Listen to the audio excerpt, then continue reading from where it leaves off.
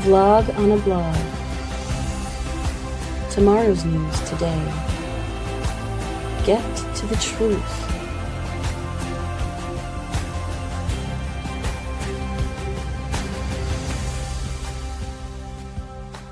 Listen, learn, live.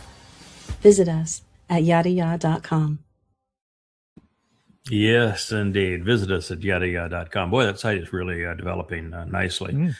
Love the new architecture that Joe has enabled, and it's going to give us a lot more capability going forward. I even like the new moon phase system he just put in. Have you checked that one out? Oh, it's cool.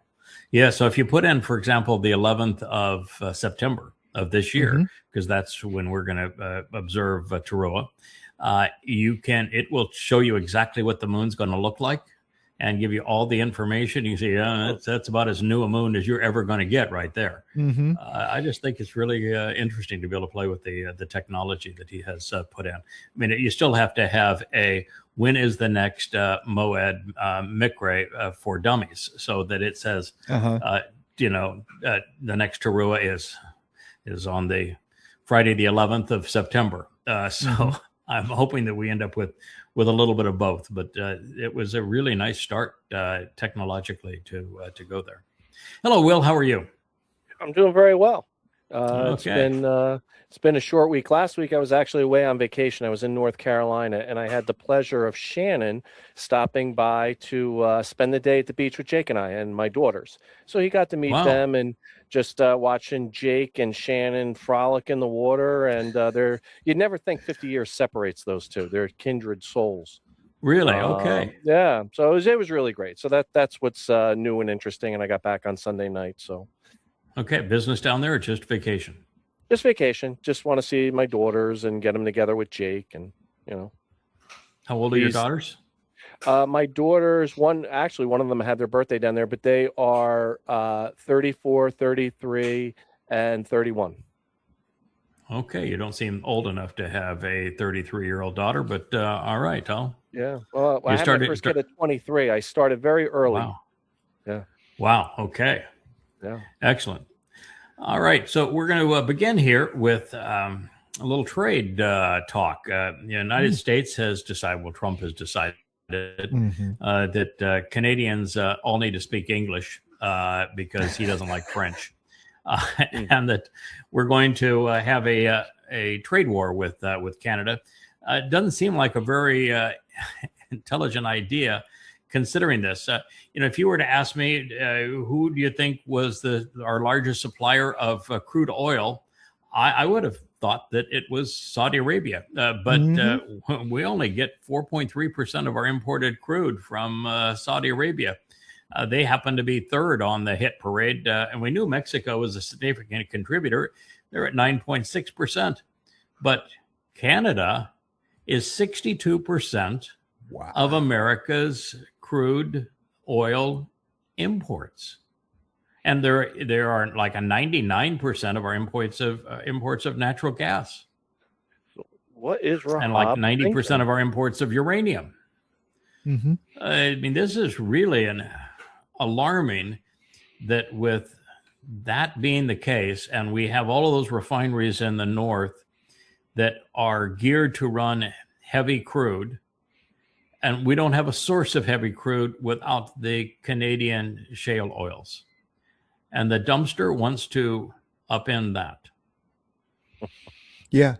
I couldn't believe that it was so large without the big Keystone pipelines and stuff that they're always fighting over. I mean, that capacity is got to be massive because this is 63% now. And this is before any of these pipelines come online, so. Correct. I don't even think they're building them, are they? No, the Keystone pipelines, I don't think they're even building them right now. Yeah, why would you be building them under these circumstances? And, the Canadians produce a very significant amount of electricity for 5 or 6 northern states, New York included among them.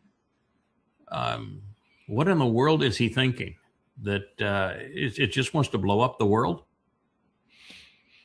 The United States doesn't want us talking about Iran. No, Canada is the United States' largest trading partner. And as a percentage of the overall deal, it's not particularly huge in terms of the gap of exports versus imports. And the fact of the matter is, America just doesn't make anything that anybody else wants or needs. Mm-hmm. Of all people to start a fight with, Canada. We don't have enough on our plate with Ukraine and Iran and China and Russia and everything else. We're going to pick a fight with somebody who we depend on and who has been generally politically and otherwise good to the U.S. We share friendly relations. There's not a lot of controversy between the two countries, but he's going to go toe to toe. Yeah. Why not? That's what he's going to do. That's craziness. I mean, just absolutely craziness that this would happen. But there is your chart. So if you want to know what effect this trade war with Canada is going to have, 62% of America's imported crude and 99% of its imported gas comes from Canada. Mm-hmm. Buy diesel now. Buy diesel now. Oh yeah. So this is the lie that turned a conspiracy cult founded by Paul into a religion. The church is the new Israel. So, no sentiment is captured, or no sentiment captures the church better than claiming to be the new Israel, the spiritual Israel, or the true seed of Adam. I mean, this statement Abraham, right here, Abraham. This statement here captures it perfectly. This is Christianity's claim, and this is the claim that drives Dode and Yahweh nuts. I mean, you can't get through a psalm without them mentioning this practically. Right. Yeah, this is the great wedge between Yahweh and the Gentiles is this claim that there is a church that has replaced Israel. That's a church that's the seed of Abraham. This is robbing Yahweh of his people. And of course, it begins by robbing Yahweh of his beloved son. Dode is the son of God, not Jesus. Dode is the Messiah, not that title is particularly important to him. Dode is the former and returning king, and Dode is the Savior. And the word church, by the way, doesn't even exist in that goddamn religion. That does not exist. You cannot find the word church in any Greek manuscript through the first 5 centuries of the religion. Not even a word close to church. There is nothing even remotely close to church found in any of the original religious texts. Not even remotely. Ecclesia, isn't it? Yeah, ecclesia. It means to call out. Ecclesia cannot be transliterated church, and it cannot be translated church. The only thing close to church in terms of the sound is Church. And Church is the sun goddess of Germanic religion. From where we get to the word circle and circuits and circus and that sort of thing from. So, no, the church is an invention of the 6th, 7th century.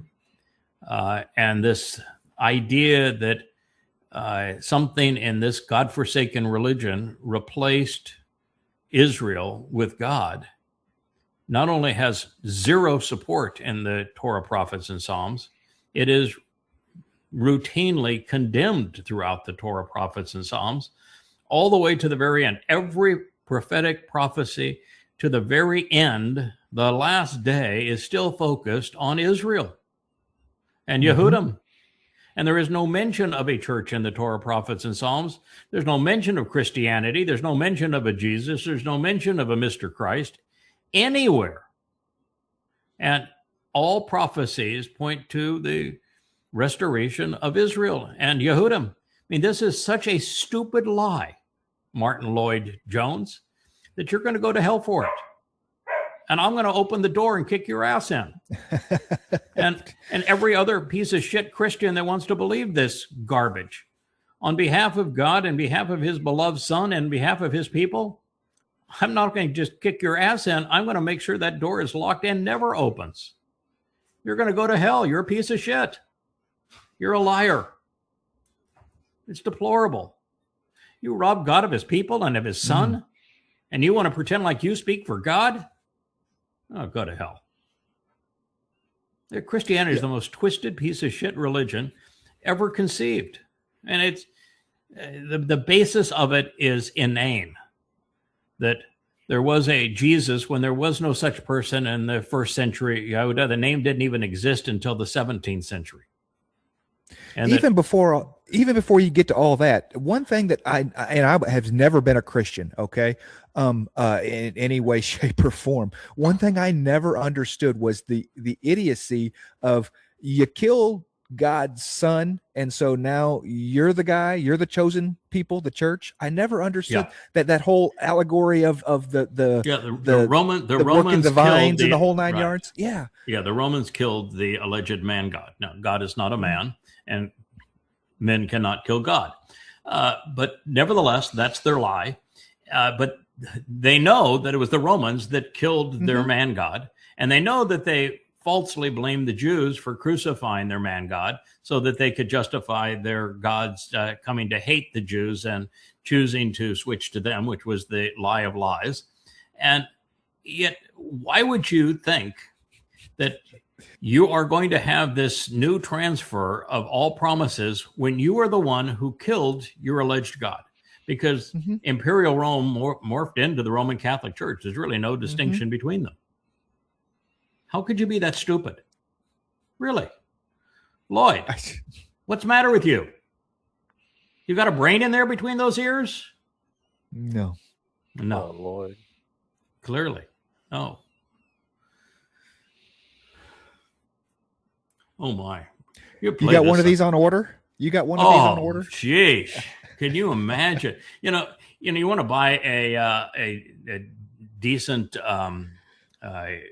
luxury sedan. You're looking at $175,000 Mercedes, Audi, BMW, that ilk, and so this is essentially half of that price, and it is better by far than any Rolls-Royce or Bentley. In terms of its features, vastly superior to a Rolls-Royce and Bentley, which would have been $500,000, and it's 1/5 of that price. And the daggone thing will perform. So, oh my goodness, just take a look at this.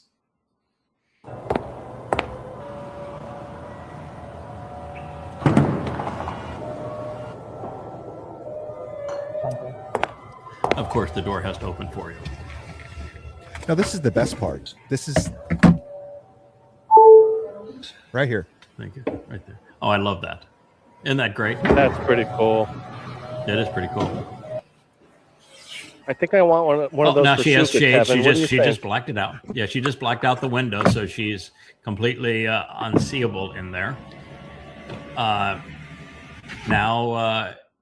she's going to. She spoke to the front seat because she's now going to extend the seat as if it really almost a zero gravity. She has an ice box that's now between the seats, so it's a refrigerator that is there. This is look at this. This is a refrigerator for cold beverages. And then if you want to keep your beverage cold, when you put it in there, it has a chiller built into that system. Oh. You're a good salesman, Yada. You got I watched this thing this morning. It was just truly amazing. Here's your tray table. Ride during Sukkot. Yep. Put your tray table. Look, isn't that a beautiful tray table? Yeah. Oh, look at that. And that is really an elegant looking tray table. And then you have your, you can turn on your massage in your seat or anything else. And there's your phone to operate it. Now, look at that. You sit down in the front seat and the door closes for you. I mean, okay. Diamond wheels to adjust things. Goodness. It's just all the control levels. I mean, this is just so far beyond any American or European car. Touch screens, large touch screens. Yeah. This is I like that why color. the It's a nice CEO cream of Ford color. said they were 25 years behind. Oh yeah, he did. Yeah, technology. the CEO of Ford. Well, and this isn't even amongst their top end cars, but when most recently they've seen the performance, because this is a car that has 1,200 mile range, twice American EVs. It charges in under 10 minutes, a quarter of the time of American EVs. It's much faster. It drives much better. It's much smoother. It's much quieter. And look at all the technology. It's amazing how quickly China went from, made in China was a sign that it was a piece of crap, to made in China means it's the best in the world. Yeah. Yeah, that's interesting. That's true. Well, we have a We lost your cam, Will, but yeah, we lost your have cam. Will. yeah. We have your voice. we got your audio. All right. What I'm day? gonna hop out and hop in, guys. Just give me a minute. Okay. Yeah. Continue on. Okay. Talk amongst yourselves. I've never been in the luxury sedan market. Let's be honest. Okay. Yes. So these are very nice, but it just doesn't fit my lifestyle. you know? They don't. You're not going to roll around on the dirt roads on that. No. They have a new version of the Land Rover, the top end Land Rover. I forgot what the name of it is, and Defender, and it has individual motors for each of the four wheels and completely independent leveling situations for each of the four wheels. That thing will climb almost a vertical cliff. Right. And you put it in the most rugged situations, it will actually dance over the rocks. It's truly amazing how advanced they are, even in the SUV side, and on the sports car side. It's not even a comparison. They're making vastly superior sports cars to Ferrari or Lamborghini or any of the others. And it's interesting you say that, because I'm a race fan, and I watch a fair amount of F1 and things like that. And there is no Chinese manufacturer.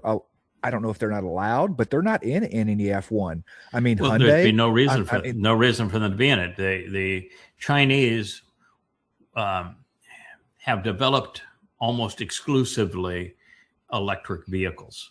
F1 is gas engines. Sure. And they their market is for consumers, not for to drive around race circuits. And the money they invest isn't to win a badge. Okay, we won the Formula One parade lap. It is to make a superior vehicle. EVs were not universally popular for a number of reasons prior to the Chinese figuring it out. One was the batteries, lithium-ion batteries, don't have they weigh way too much, so that the weight problem is terrible. They catch fire and explode, and that's really uncomfortable if you get caught in your car. And the recharge time is terrible. They perform like crap in cold weather, and the recycle time is not good either. So no range of any. Who's going to drive a car that you just happen in 400 miles? You better find a charging station, and you better be ready for a meal by your charging station, right? Because you're going to be there 30 or 40 minutes. And who wants to do that? So the EVs would not be practical cars. And the Chinese solved that. Now these things have 1,100, 1,200, 1,400 mile ranges. They charge in less time than you can fill a car with gas. And so they solved the problems, and then they built all sorts of really spectacular, interesting features into them to make the cars fun. Isn't it great when you don't have socialism in the middle of all this? Just all the great things coming out of China, all the innovation, with the free enterprise zones and what have you. And for a communist nation, they do not have a socialist economy. And it's actually fun and exciting what can come out of the technology and innovation when the government isn't in the middle of it. Yeah, there was a video I watched last night about a Chinese guy that was born up in on a farm, plucking weeds out of a garden, and then he figured out a way to make refrigerator parts. And then the government got in the way and said, you're not one of the official licensed refrigerator manufacturers, so you're going to have to find something else to do. So he started making motorcycle parts, and he developed a motorcycle that was actually affordable for the Chinese people. And then he started making car parts, and then he started making the car known as the Greeley, which is one of the most advanced of the Chinese EVs. And after doing all of that, he made enough money. He now owns Volvo. He now owns, I think it's Lamborghini or something of that ilk. And he is by 3 times over, the largest shareholder of Mercedes-Benz. Man has really made a difference. What free enterprise has enabled China to achieve is astonishing. Mm-hmm.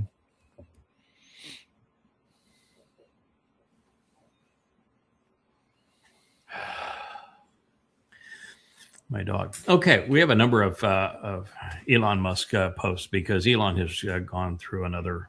He's really lost it. Now he wants to be the bomber jacket pilot. I guess he's going to go fly fighters or something. Maybe that's his new look. He's going to try to project himself into that genre. So he is now saying that in 5 years, AI is going to surpass all human intelligence combined. AI is not intelligent. And that's the bottom line. AI can do research for you. They can make movies for you. They can create songs for you. They can do a really crappy job of writing a term paper for you. But I'll still say that 9 times out of 10 that I use AI to do a search, it comes back wrong or misleading. And sometimes it's really wrong and horribly misleading. And it can't think. It doesn't seem capable of learning. I don't know what in the world he is dreaming of, but we're a really long way from, and we don't have that much time, from AI surpassing humanity. Now, to say that it's going to be smarter than most people, I'm not going to have a problem with that. And most people have really dumbed themselves down. They're not thinking. They're not well educated. They don't know how to be discerning or responsible in terms of the expression of logic rules and rhetoric. So, and they can't, they don't read, they don't write. So, okay. So having AI surpass the majority is one thing, but all, no.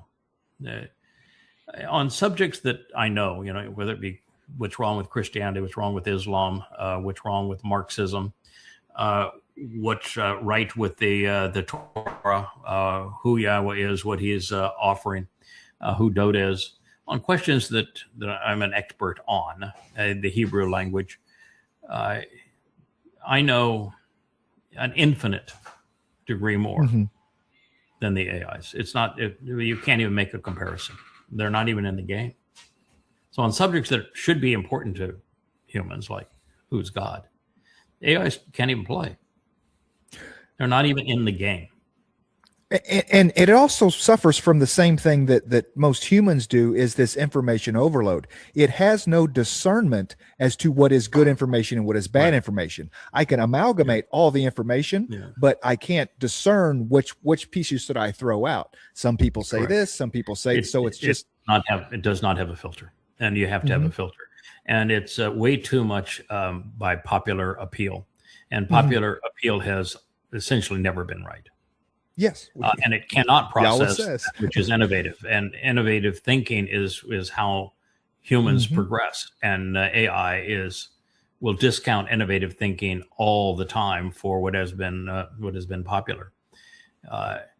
So no, it's just nowhere. It regurgitates bad information, and that seems to be all it's capable of doing. And not all.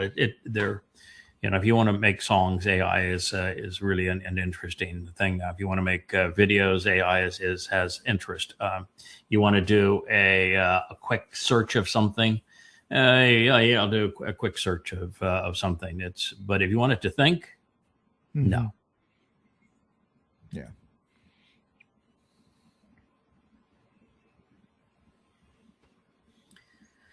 All right. So here he is saying that he has this chip in his head, and his chip in his head, and the chip in his head runs 2 to 3 times faster than NVIDIA, and it only costs, that chip in his head only costs 10% of NVIDIA. Now, the chip doesn't exist outside of his head, and he's not even made a prototype of it. Mm-hmm. And there's no means to manufacture it, even one of them, much less make them at scale. So what in the world is he talking about? I mean, you would think that a person like this should put in an asylum. Yes. Yeah. Yes. There's the guy that comes to you and says, "Hey, I want to build this. I want to build this house. I want to build this restaurant. I want to build this hotel." And he says, "I got all the blueprints right up here." I'm like, fantastic. That does no good to anybody else. But that's building a house or a restaurant or a hotel that people have done around the world for thousands of years. Now you're talking about building an AI chip that is effectively built in one place in the world, and you want to, and there's one machine that builds them, and one place that has figured out a way to mass produce them. And you want to take something that you haven't even created a prototype of that's in your head, and you want to make claims that it is 2 to 3 times better than NVIDIA at 10% of the cost, and you've never built one? Yeah, they call it snake oil, it's right? Just delusional. Yeah, he's a salesman. That's all. Step right up, folks. Ladies and Step gentlemen. right up, ladies and gentlemen. Oh, I have something special for you. Mm-hmm. Yeah, make room up front. Yeah, don't crowd up too close. Don't get too close. Don't look under the curtain. Do not look behind that curtain. I will pull the levers. You just stand back. It's going to be great. It's going to be huge. Show me your dollars. It'll be the best ever. Mm-hmm. Absolutely. Bigly. Bigly. Yeah, Oh, goodness. So this is supposed to be a statue of a man that has been skinned alive, and he is wearing his skin, but still standing wearing his skin, because this was a saint that was somehow had his skin taken off, and he's still standing, of course, without didn't skin. bother him at all. No, didn't bother him at all. Little connective tissue missing's not a problem. Yeah. By the way, you have the majority of your skin no longer functioning. You die. You even take your skin and you paint something on it so that it cannot breathe. You die. So no, it is not possible. But they want to say that this is representing the one that Moshe spoke of. No, the 18th chapter of Devarim, it speaks of Dode, and then they want to say it points to Jesus, and it's and this event where this happened was an argument between two people outside of Nazareth, and they want to say, nothing good comes from Nazareth. Well, that part was right. Nothing good comes from Nazareth. Guess why? There was no Nazareth. Nazareth did not exist in first century Yehuda. The only reason that Nazareth got written into the script was because in the 4th century, Constantine's mommy went there and decided that's the place that she thought her Jesus ought to have come from. And so Eusebius wrote Nazareth into the script, not knowing that it didn't even exist in the 1st century. I mean, just how stupid do you have to be? By the way, not only was there no Nazareth in 1st century Yehuda, guess what there also wasn't in 1st century Yehuda? Jesus. Jesus. But how gruesome is the Catholic Church? I remember when I was in high school, and I went to a cult high school, and we read encyclicals, and we read the Code of Canon Law, and we read one of the books we studied was Butler's Lives of the Saints, and it's filled with just gruesome accounts of the most famous saints laughing while being tortured and giving glory to God through it all. But it's just gruesome. It is just sick and gruesome. And why would you celebrate it and make a statue? Why would anybody want to remember shit like that? Because the alleged torture of Christians is made up to sell the religion. The religion has no credibility. Its scriptures are a garbled a pile of shit. There's no contemporaneous eyewitness account of the existence of a Jesus, not even in the Christian materials and not in the secular materials. He never existed. And every quote from the Torah and prophets to try to prove him is grossly misrepresented and errantly cited. So there is no credibility in the religion. God's not a man. Men cannot kill God. The religion is horrible. And, there's 300,000 known variances between the oldest manuscripts and the Textus Receptus. 300,000, only 184,000 words. There's more variances than there are words. I mean, it's just a shithole, the entire basis of Christianity. And so when you have done nothing but rob God's son and God's people to create your lie, you have to have something that would cause people to want to believe it. Yeah. So they came up with this whole martyrs thing of people like this being tortured and still keeping the faith, and that's their miracle. Yeah. Well, guess what? There's zero evidence that they were tortured. One of the arguments that was originally made in favor of Christianity, Josh McDowell, Evidence That Demands a Verdict. His big claim was that proof that Jesus existed is that the disciples all died horrible deaths, and they would have died horrible deaths had they not seen the risen Jesus. Well, first of all, there was no ever recording anywhere in the world of a man coming back to life after being crucified. All anecdotal evidence. You had Rome there, and they were really literate. They wrote everything down, and Israel is on the crossroads of the world, and there isn't a single document or any shred of evidence that says that occurred. And there isn't any evidence in the Christian scriptures or anything that would be considered even remotely credible of there being disciples. And there's no evidence that said disciples died horrible deaths. So you've done is you've gone back from a whole stream of lies, and then you backdated the justification for those lies. And you call that logic? You call that evidence? No, and that's what this is. So they made up all of the Fox's Book of Martyrs. It's all rubbish. They made it up. Anecdotal evidence, which you just indicted recently, is an inferior. Yeah. It's not even evidence. It doesn't qualify as evidence. No, it isn't.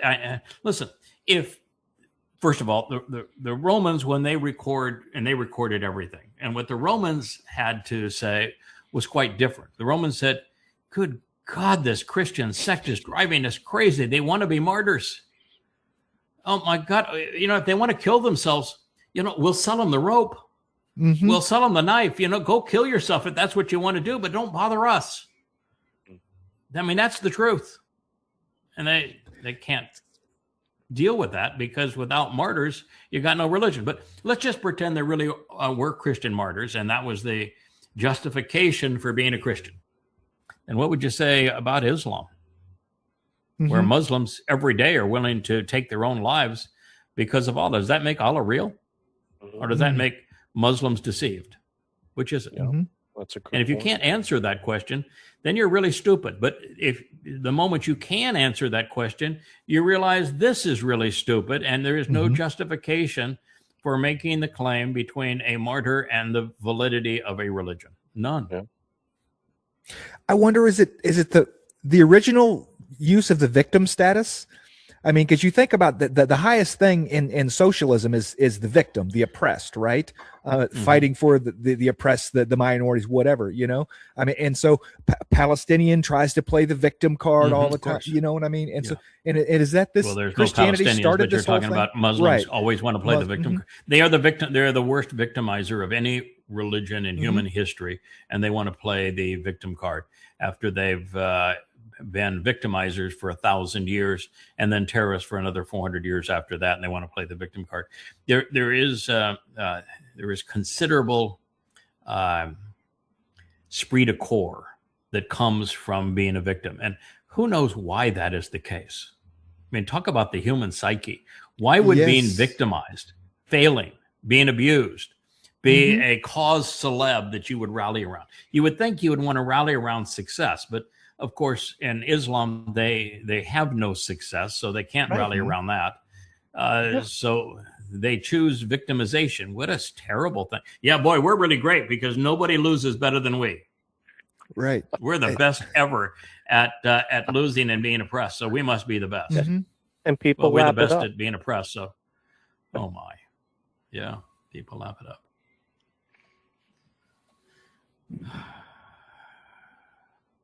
Oh my God! They want to make Mao Zedong the worst human ever lived. He wouldn't even be in the top 50. Stalin and Hitler. Yeah, for modern age, you'd have them up there at the top, but not as 2 and 3. It's a person that has no concept of history. I mean, the Roman emperors would all be high on this list. The Mongols would all be high on this list. Muhammad, in terms of creating something that's toxic, would be number 1 on that list. I was going Paul, Akiba, Muhammad. It's always a toss. Well, you know, if you just want, Muhammad's got the stats, man. He's got the body count. Paul doesn't have the stats. And all Paul has is, I mean, I'm going to treat Paul as probably the single worst person that ever lived. But in terms of dealing with genocidal people, and this is really what they're trying to position here is death count. Because, Hitler didn't create a philosophy that had any staying power. And Stalin wasn't the creator of a philosophy. He was he's just somebody who stepped into it, and that philosophy died not long after him. So if you really want to blame the people who invented evil religions, then you could put Paul at the top of it. If you want to put death count, then you could put Muhammad at the top of it.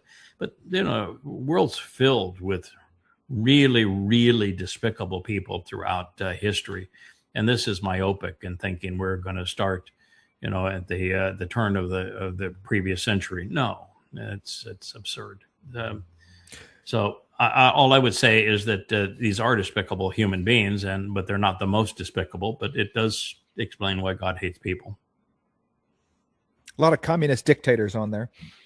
Maybe they're MAGAs. Well written by a Israel official.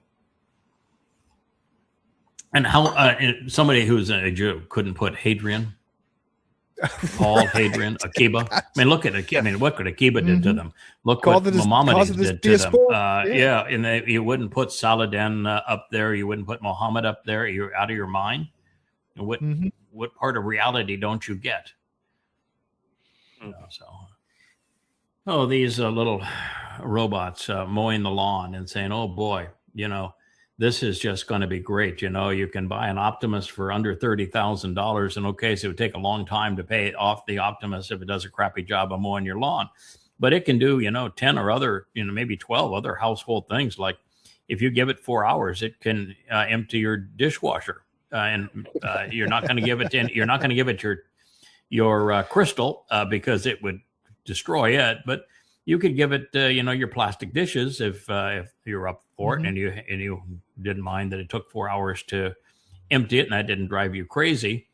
But this is trying to sell Optimus as a consumer product, And Optimus is not a consumer product. The reality is that Elon Musk predicted that Optimus would be mass produced and sold in the hundreds of thousands by this year. That is not going to happen. They're not going to be sold in mass quantities even next year. Optimus will probably never be mass produced. Mm-hmm. There are too many variables that are unresolved. Where do you get the actuators? Where do you get the rare earths? What AI chip is going to go into this thing? Because, quite frankly, that is forever away from being manufactured. There's still his is still in his head. Elon's is still in his head. Oh, that one that he has for this, they've actually created one experimental chip, but never manufactured one. All of the things that go into making a factory for these things so they could actually mass produce them, it's too many variables that are unresolved. They'll never get the supply line for them. And then there's no way to test them. And you're going to put something that potentially dangerous in a home, it's going to kill people. Mm-hmm. Mm-hmm. Well, have you seen, there's the robotic Olympics or whatever in Beijing going on either recently or now. Have you seen the videos coming out of there of the robots fighting, the robots running? Did you see the one that broke Usain Bolt's running record? Yeah. I was just about to bring that up. Yeah. Right. Well, they're good for stuff They all like blow up at the end. I mean, spoiler alert. All the robots, whatever they do, they all explode in fire. There are men with fire extinguishers within 5 foot of them at all times. And this is Beijing. Well, this is the ones that are doing it right. Yeah. You know, right here. You're not going to be able to use lithium ion batteries, which is what Tesla makes. There is no AI chip that will power them effectively. There is no supply chain of actuators, and there's no way to test them to have them not blow up and not harm people. And there is really no homeowner test that they can do. And oh, by the way, they are never going to be sold for under $30,000. $30,000. You can't buy a car for under $30,000 and it has more utility. And they're not going to be effective at any consumer responsibility. You're going to use them for babysitting. Yeah, you're going to have them. Your kid means so little to you. You would trust your kid with one of these? They won't let them dog I wouldn't walk. trust it to walk my dog, not a prayer. I might trust it to walk a cat because I don't like cats very much. But oh man! All right, Matt, he was just kidding. That was a joke. We'll fix it in post. It's okay. Calm down, Matt.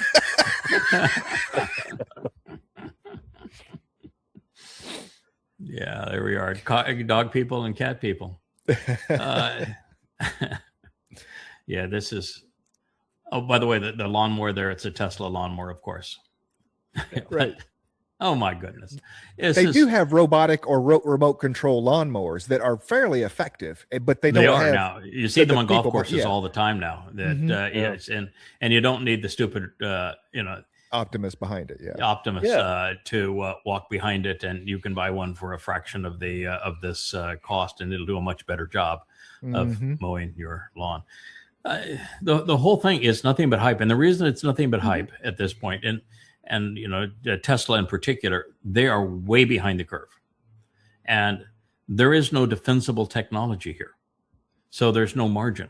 When you don't have a defensible technology advantage, there is no margin. If there's no margin, there's no justification for large expenditures and no shareholder return, and he is at this point, Optimus is way behind the curve in terms of robotics.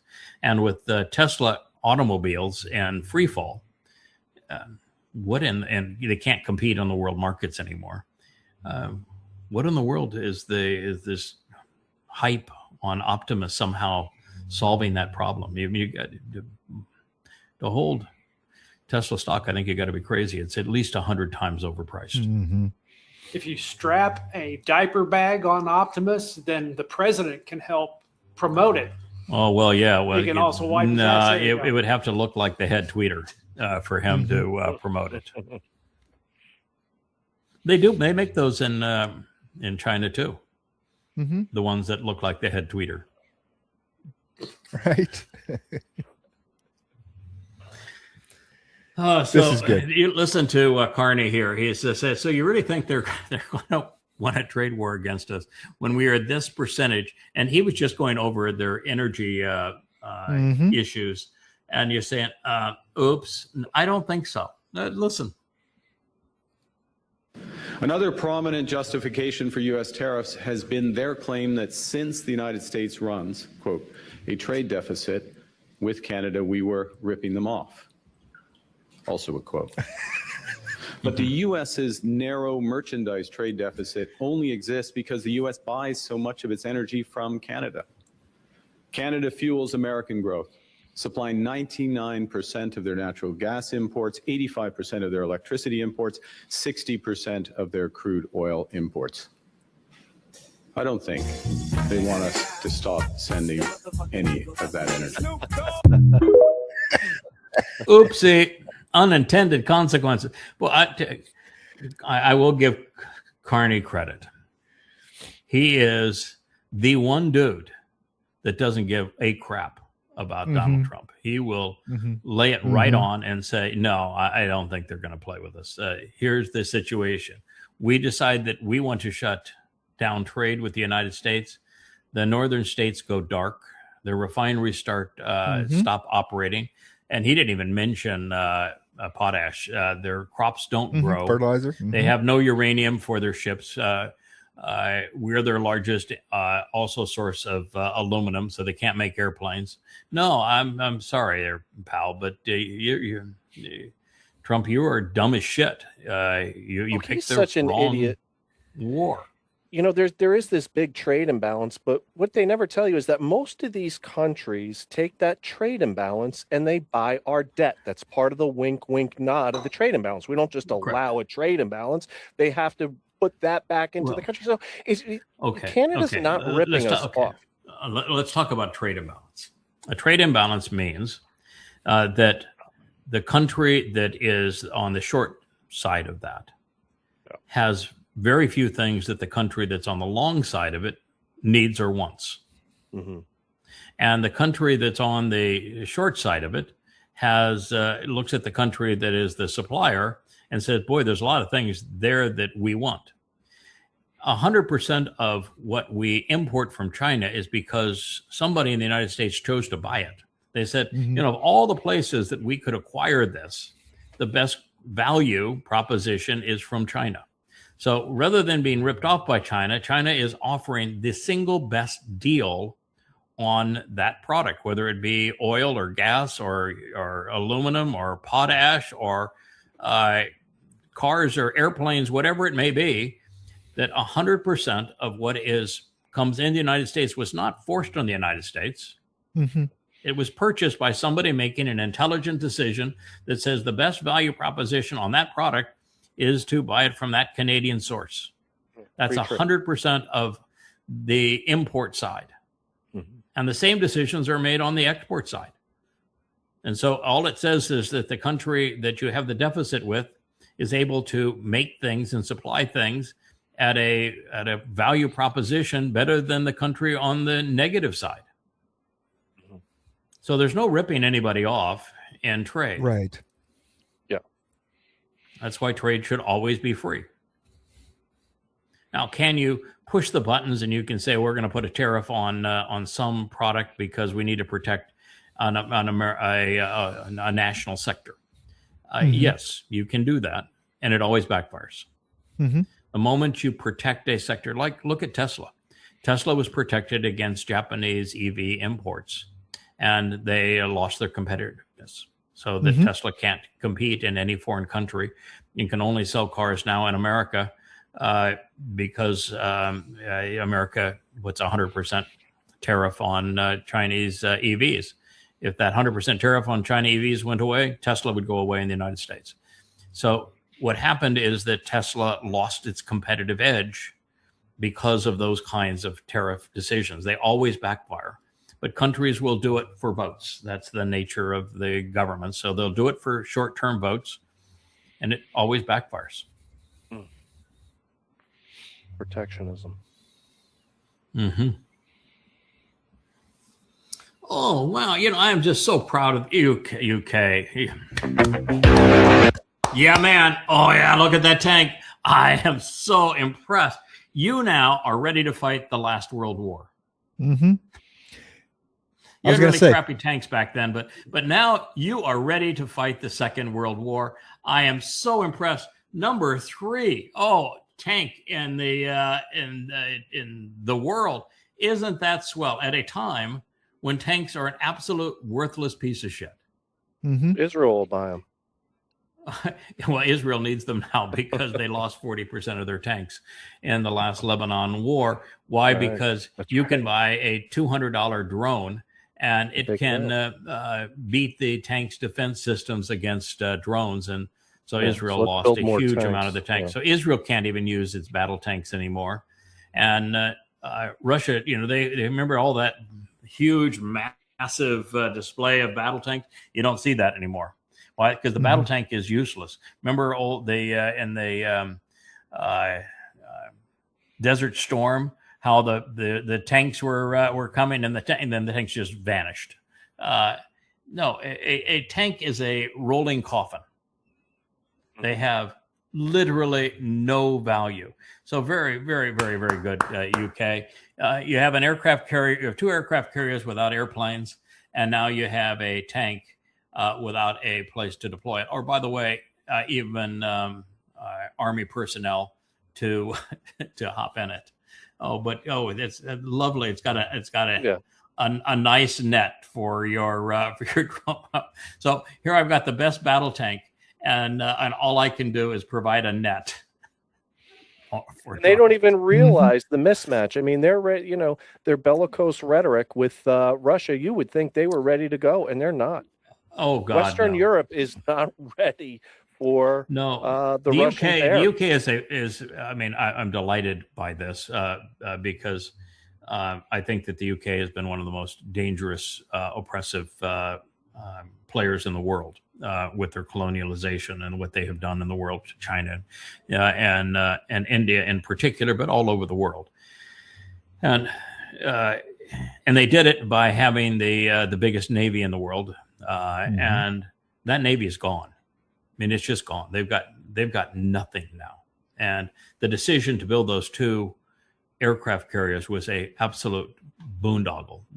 Neither of them have any value whatsoever. They're just total liabilities, and there are no escort ships. They're trying to. You can't have a carrier without escort ships, and the 2 escort ships are like 60, 70, 80 years old, and they're only if they ever got rid of the rust, they would sink. Boy, America just lost one of its very few flagged merchant ships in the Pacific 2 days ago. And it is the thing that now causes me to have the biggest concern over a vessel. It was on the seals of the propeller shaft that it's sprung a leak and it sunk. Crew bailed it out, and so this huge, 700-800 foot ship sunk.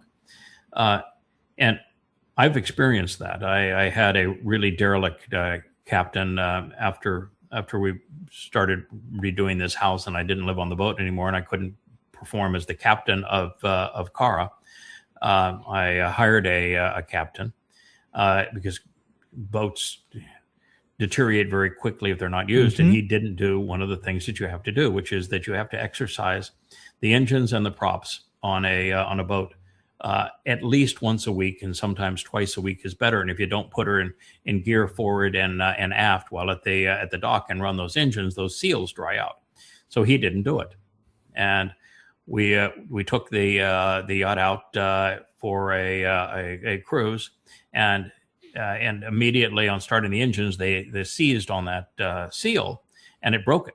And by the time we got back to the dock, because he didn't do engine checks, which is another thing that you do once an hour underway, he didn't do it, and so just lazy. And so get back, and there's 4 feet of water in the engine room of it, wow. And there's no way to even get to the seal that has failed. And he didn't know how to run a pump, couldn't find where the pumps are. I had to come back, provide the pumps, get it pumped out. Had a friend delivered a mechanic to reshore up that seal, but we were within 30 minutes of Towrah being on the bottom. Wow.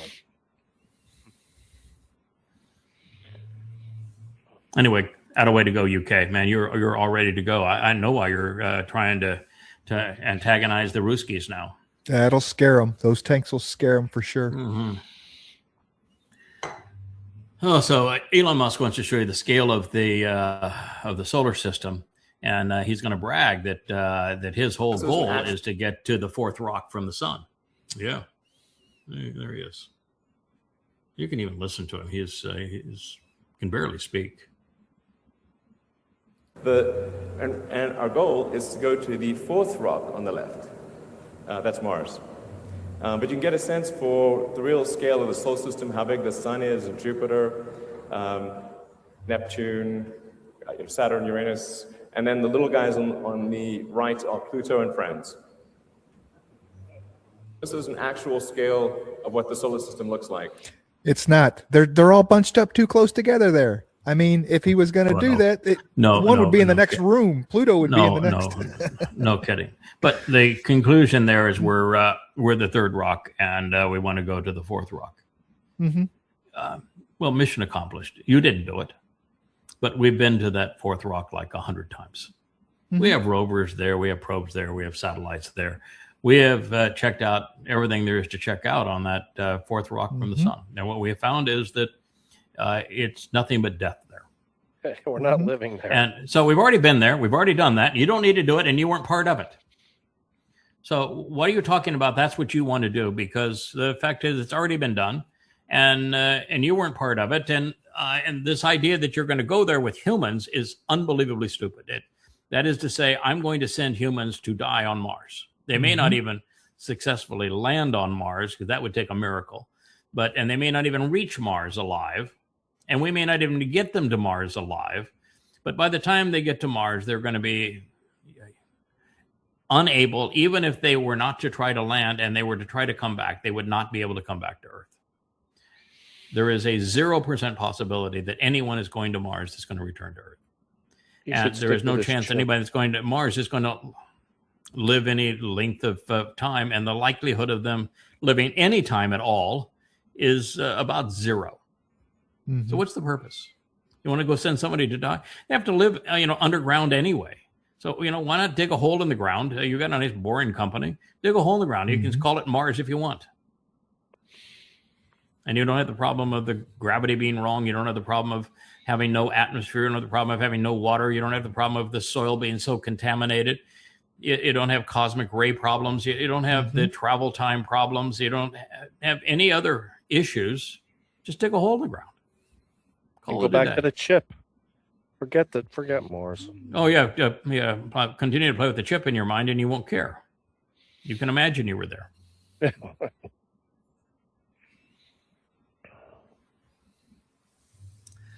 So here's the Donald. Canada has been ripping off the United States. How have they ripped off the United States?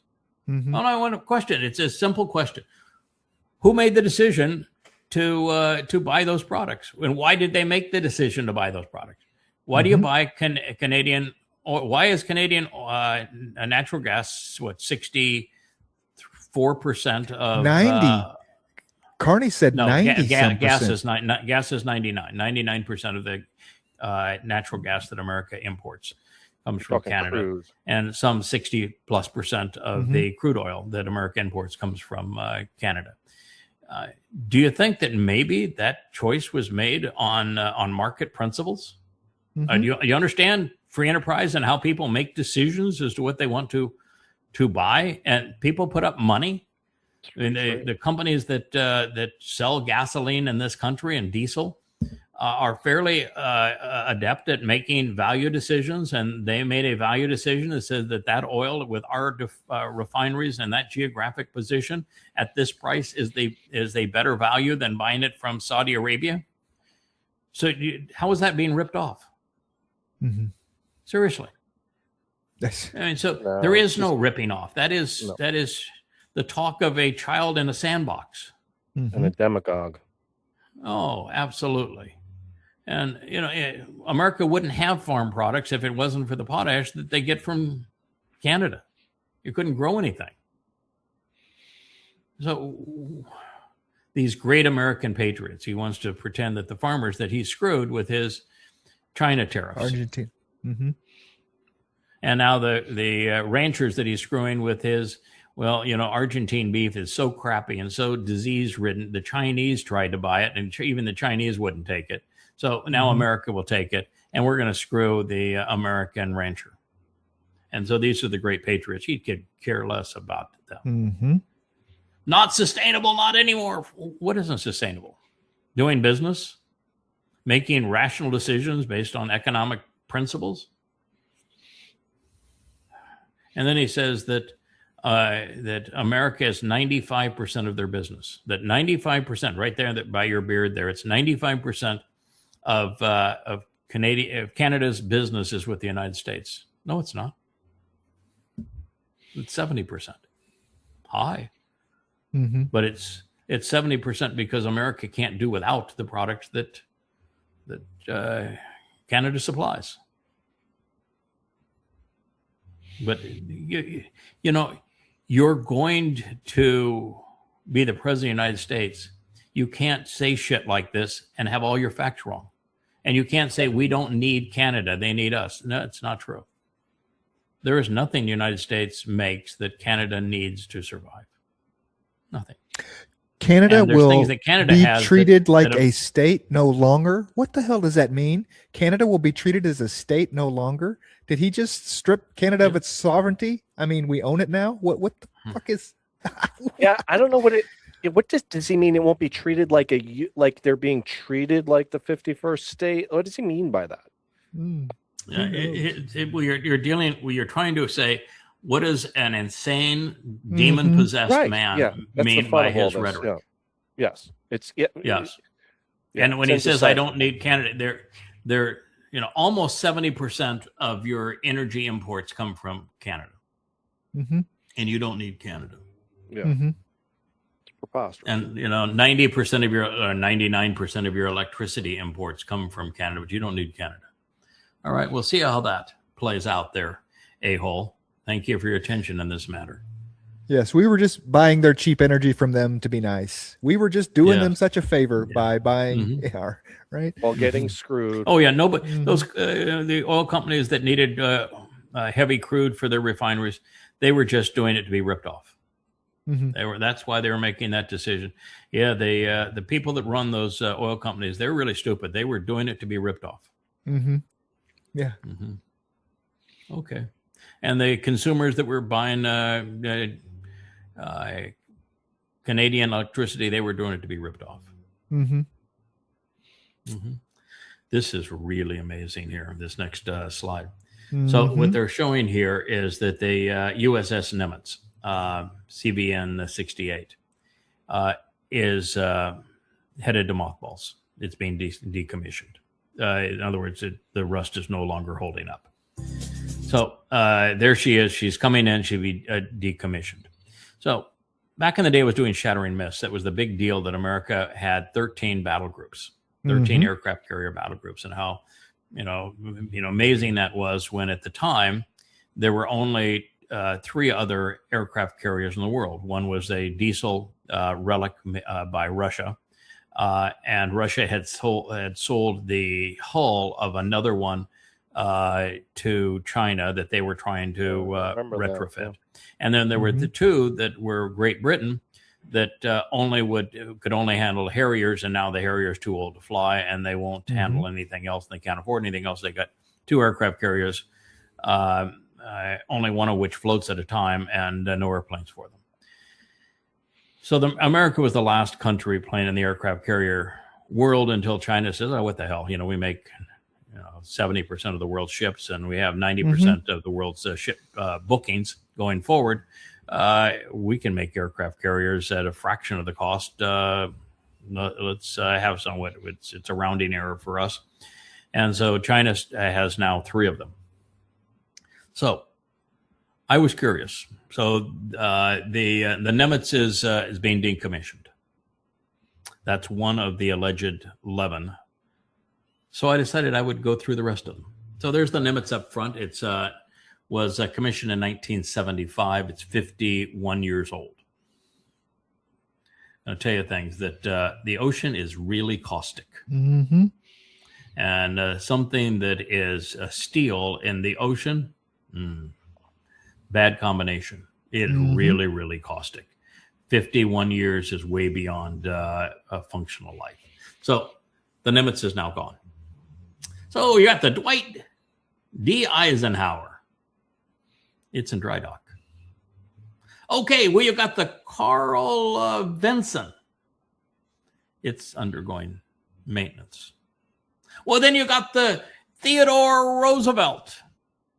It's dockside and maintenance in San Diego. Well, then you got the Abraham Lincoln. I don't know if you read about the Abraham Lincoln, but it's a shit show. I mean, they don't have laundry detergent. They don't have soap. They don't have food. They got sailors jumping overboard. So it's headed back to America, and it'll be put night-night for a good long time. It's a shit show. Okay, well, then you have the USS George Washington.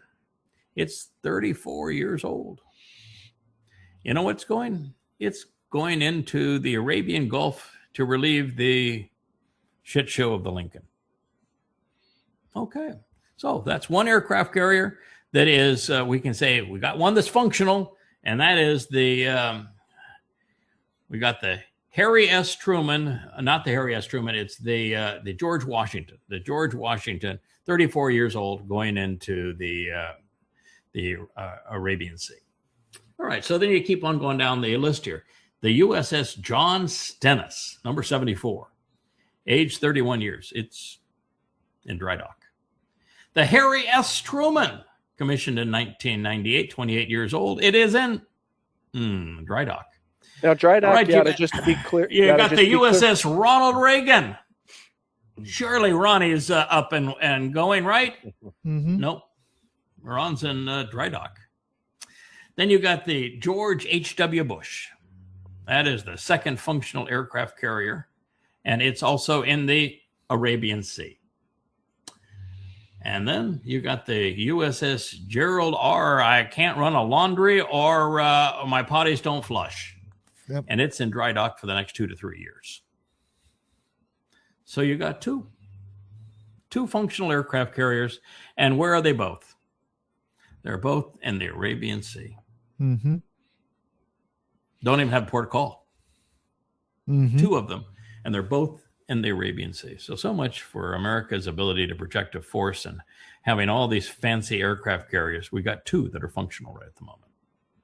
That's there was how a bad U.S. America's There was a falling. U.S. admiral, Yada, that was speaking about the fact that China has developed. I think we talked about this. What's called a carrier killer.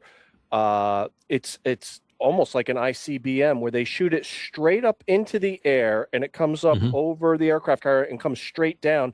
There's no defense for it. There's nothing we can do from a missile coming straight above and coming down. And he said our aircraft carriers are essentially sitting ducks with that weapon. Well, that's only part of the problem.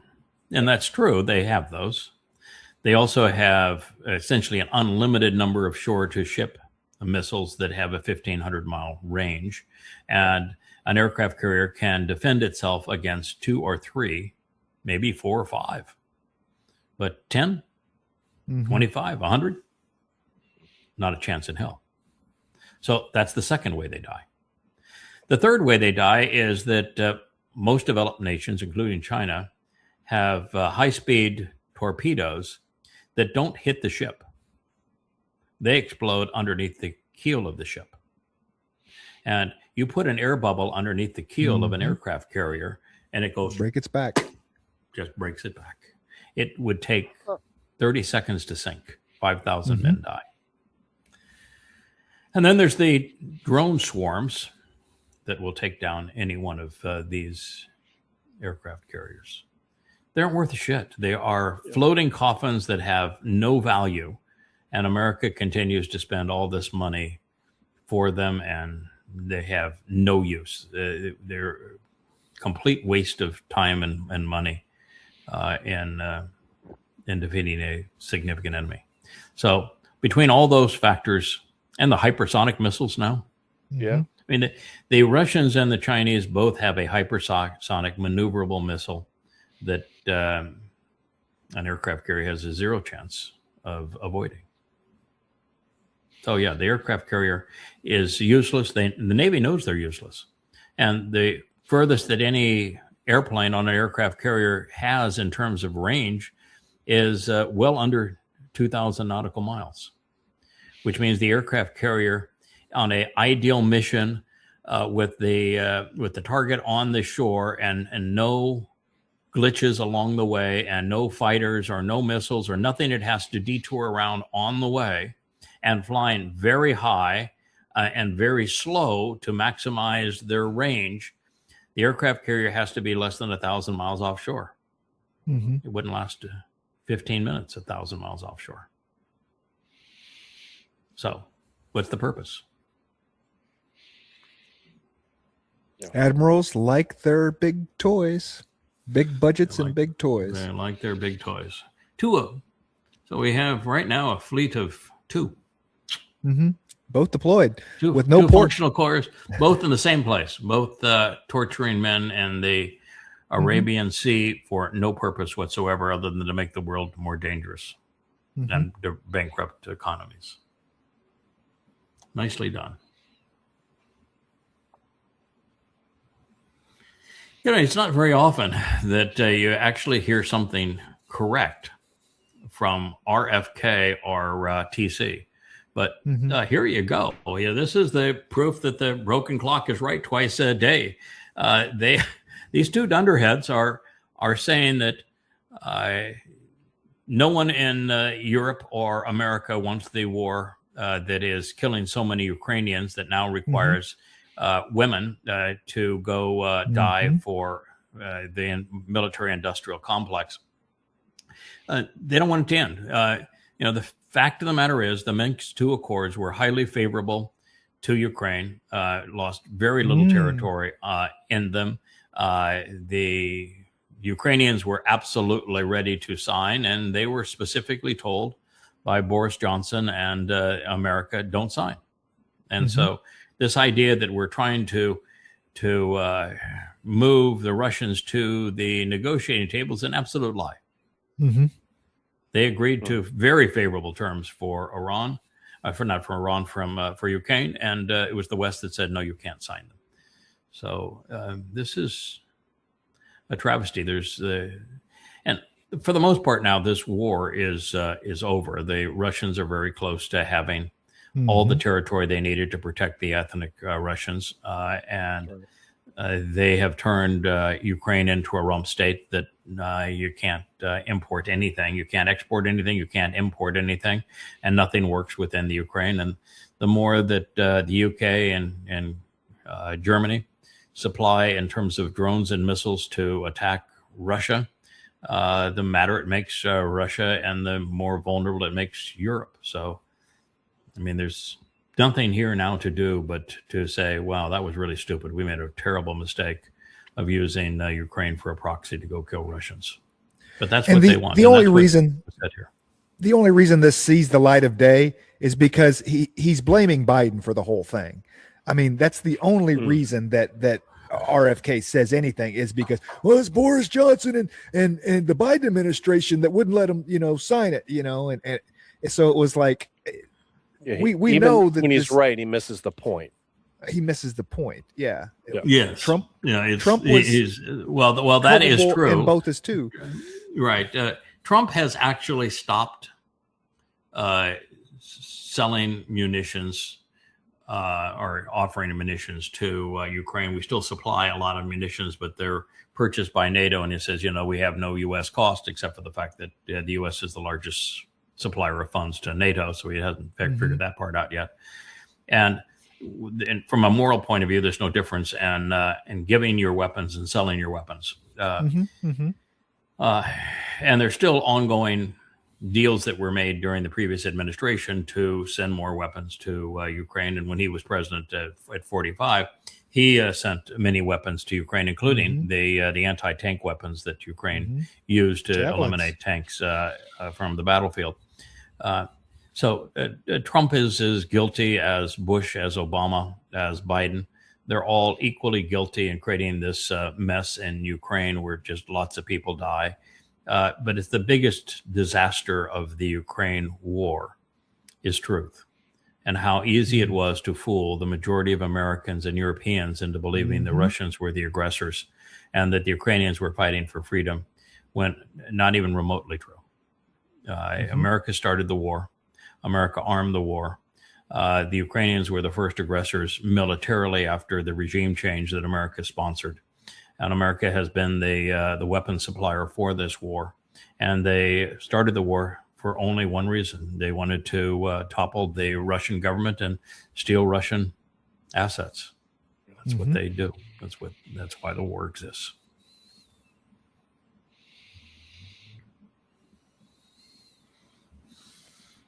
Yeah, so the United States is giving serious consideration for changing the name of Lake Ontario to Lake America.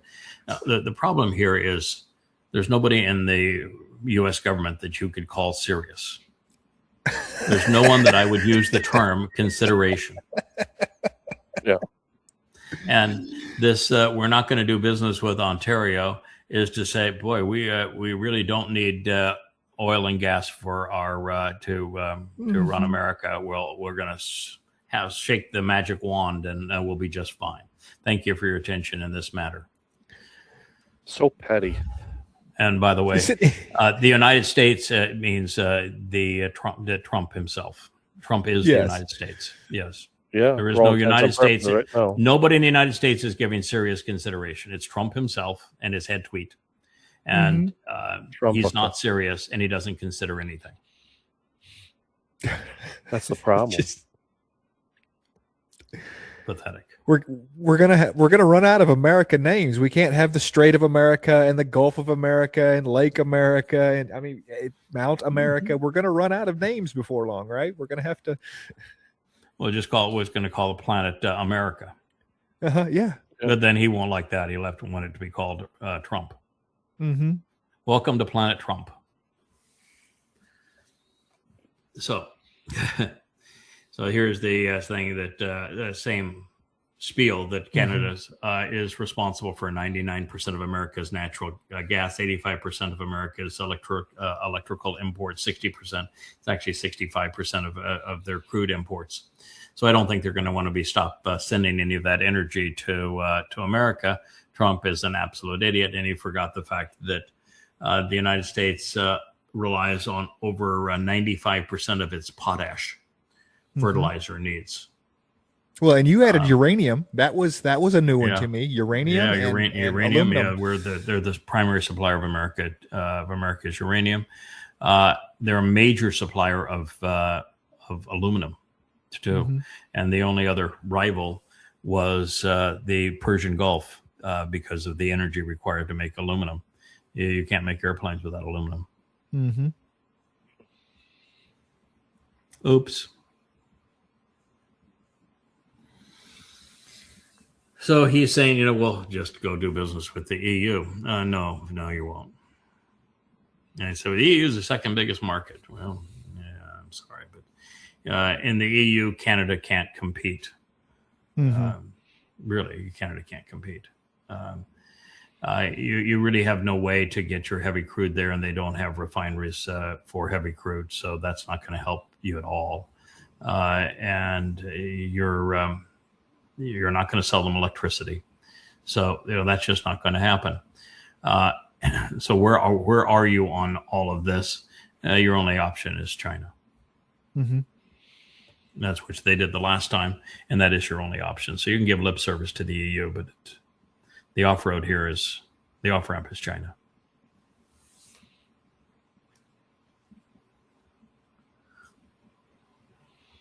Yep, here he is again. Elon Musk, satellites are just solar panels and a battery. Yeah, I bet you didn't know that. That's all they are, solar panels and a battery. No electronics. No, there's some little Right. solar panels and batteries. That's all. That's how satellites work. With Starlink satellite network, there are over 7,000, all 10,000 satellites orbiting the Earth, and they're just solar panels and a battery. And so he's saying that solar panels and batteries are going to be the primary source of electricity power for the Earth. Now, I'll tell you something. I sit beneath 425 kW solar panels, 100 of them. And I have 6 Tesla Powerwalls. And we don't produce as much electricity as we consume in one home with 2 people and a couple of friends and some fur faces that live in it. We do not produce 42 electricity. kilowatts, 42 kilowatts of panels on your roof. That's correct. Mm-hmm. Yeah.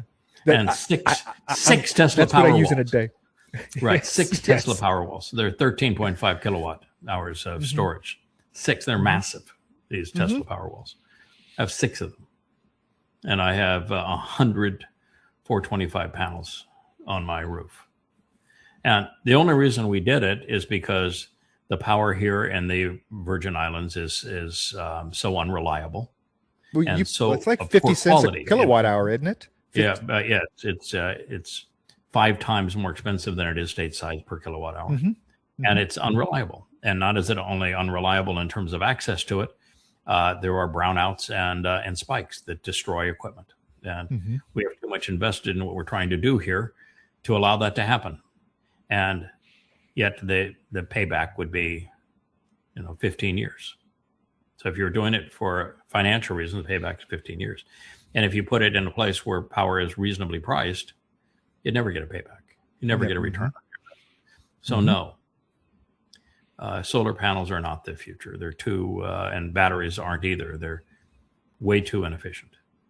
Yeah. Solar only works when electricity is priceless, when you have to have it. Yes. Right? I mean, it's. Yeah, if you're out there off grid and you have to have something, then solar with a generator that you can somehow fuel, the combination of the two will allow you to function off grid. You're not going to function off grid with just solar panels and a battery. Yeah. That's crazy. 42 kilowatts. That's literally what will run my entire house for 24 hours. I use on average during the summer. Okay. It's much less during the winter, but running an air conditioner is 42 kilowatts a day is what I average. And of course you need that because you get 3-4 good hours of 42 and that's it. I mean, nighttime, you're not producing anything, right? Of course. And then in the low afternoon suns, I mean, the fall off is huge. 9 to 3, 6 hours a day. We get back to production here. I mean, you couldn't be in a better place. We're in the close to the tropics. equator. Yeah. And you couldn't get a better place to run solar. And still it's not an economic decision. You make the decision for the same reason we made all the decisions and all the gear we have here. Yeah. Have to have it. Yeah, I've got solar, but it's mine. I got 4.5 kilowatts. Okay. That's 10%, It keeps my lights on. Okay.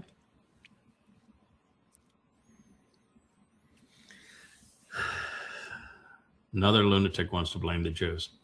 So here's this guy, and he wants to talk about toxic beef coming from Argentina. But what does he say? It's to prop up the Israeli vassal of Argentina. He couldn't say that it's just another scumbag idea from the dumpster to screw Americans while he's got some grift here deal. No, he can't just lay it on the dumpster. Got to always blame Israel. What is it about people that I mean, Israel has nothing to do with the U.S. cattle situation and cattle ranching or its inflation. Nothing. God, just leave Israel out of it. Go and vomit on somebody else, please. Conspiracy theorists that have nothing to talk about. Yeah, there you are. Yeah, here he is again. So he is talking about Elon Musk says the Starlink will soon run a single account that covers your home internet and your phone. Oh boy, high-speed internet beamed directly From the satellite to your phone, no cell towers, no carriers, no middlemen. Well, there's a real problem with Starlink. It's oversubscribed. Mm-hmm. And when it's oversubscribed, and this would make it worse, then everybody is throttled. And there's all sorts of interruptions. And because you're bounced from one satellite to another constantly, there's always packet loss. And, this is our first program where Rich has figured out a way to take, now we have 2 Starlink accounts because we live on an island, and it's quasi uncivilized. And so we have quasi. Yeah, quasi. I was going to say we're gonna have roads sometime next century. They say we have a power distribution, but for no apparent reason, we have no hospital. It's and our government, if it wasn't for graft, they would have no budget. So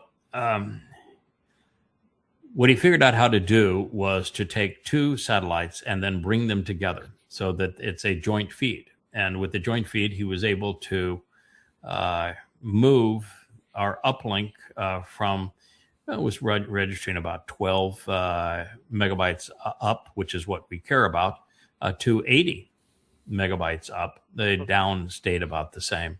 So we'll have to see how well it works. So far, no glitches in this program. We are recording here, if there were, but that's what we have. So this was Rich.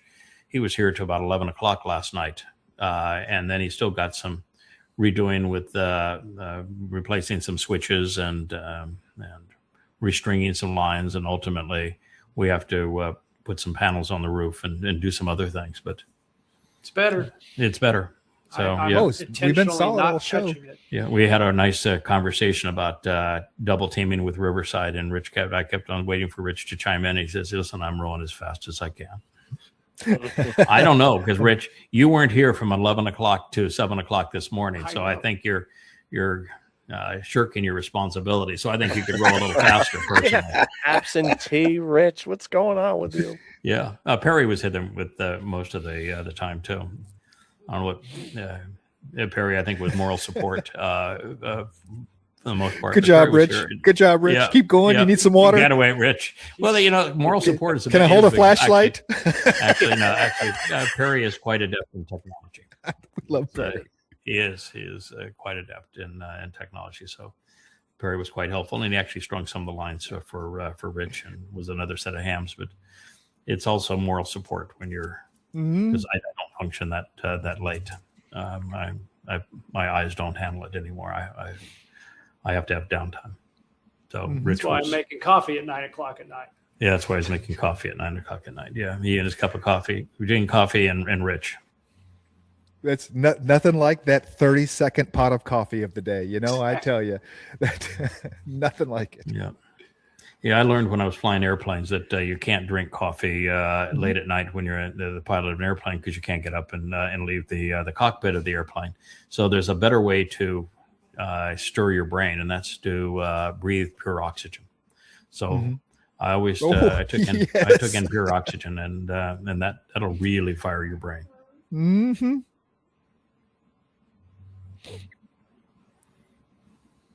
Yeah, the Earth wouldn't function if we go back to pure oxygen, or even high percentage. At one time, the oxygen level in the Earth was in the 40% rather than 21.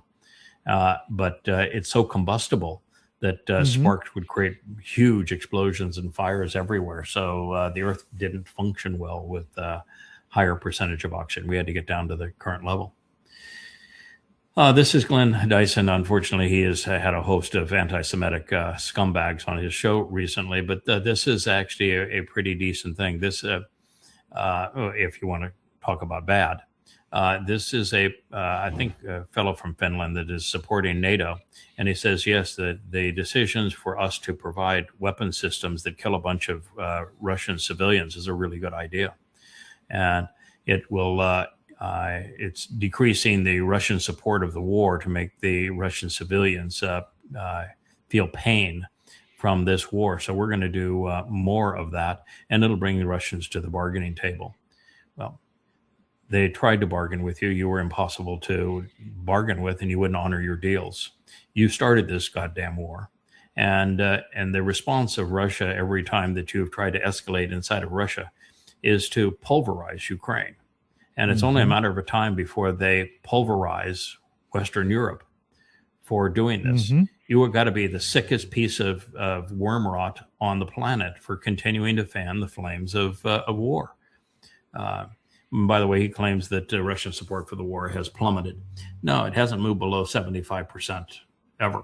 You know, Putin's approval ratings in the high 80s, and the support for the war is in the 75 percentile. And the only issue that the average Russian citizen has against Putin is he's not aggressive enough.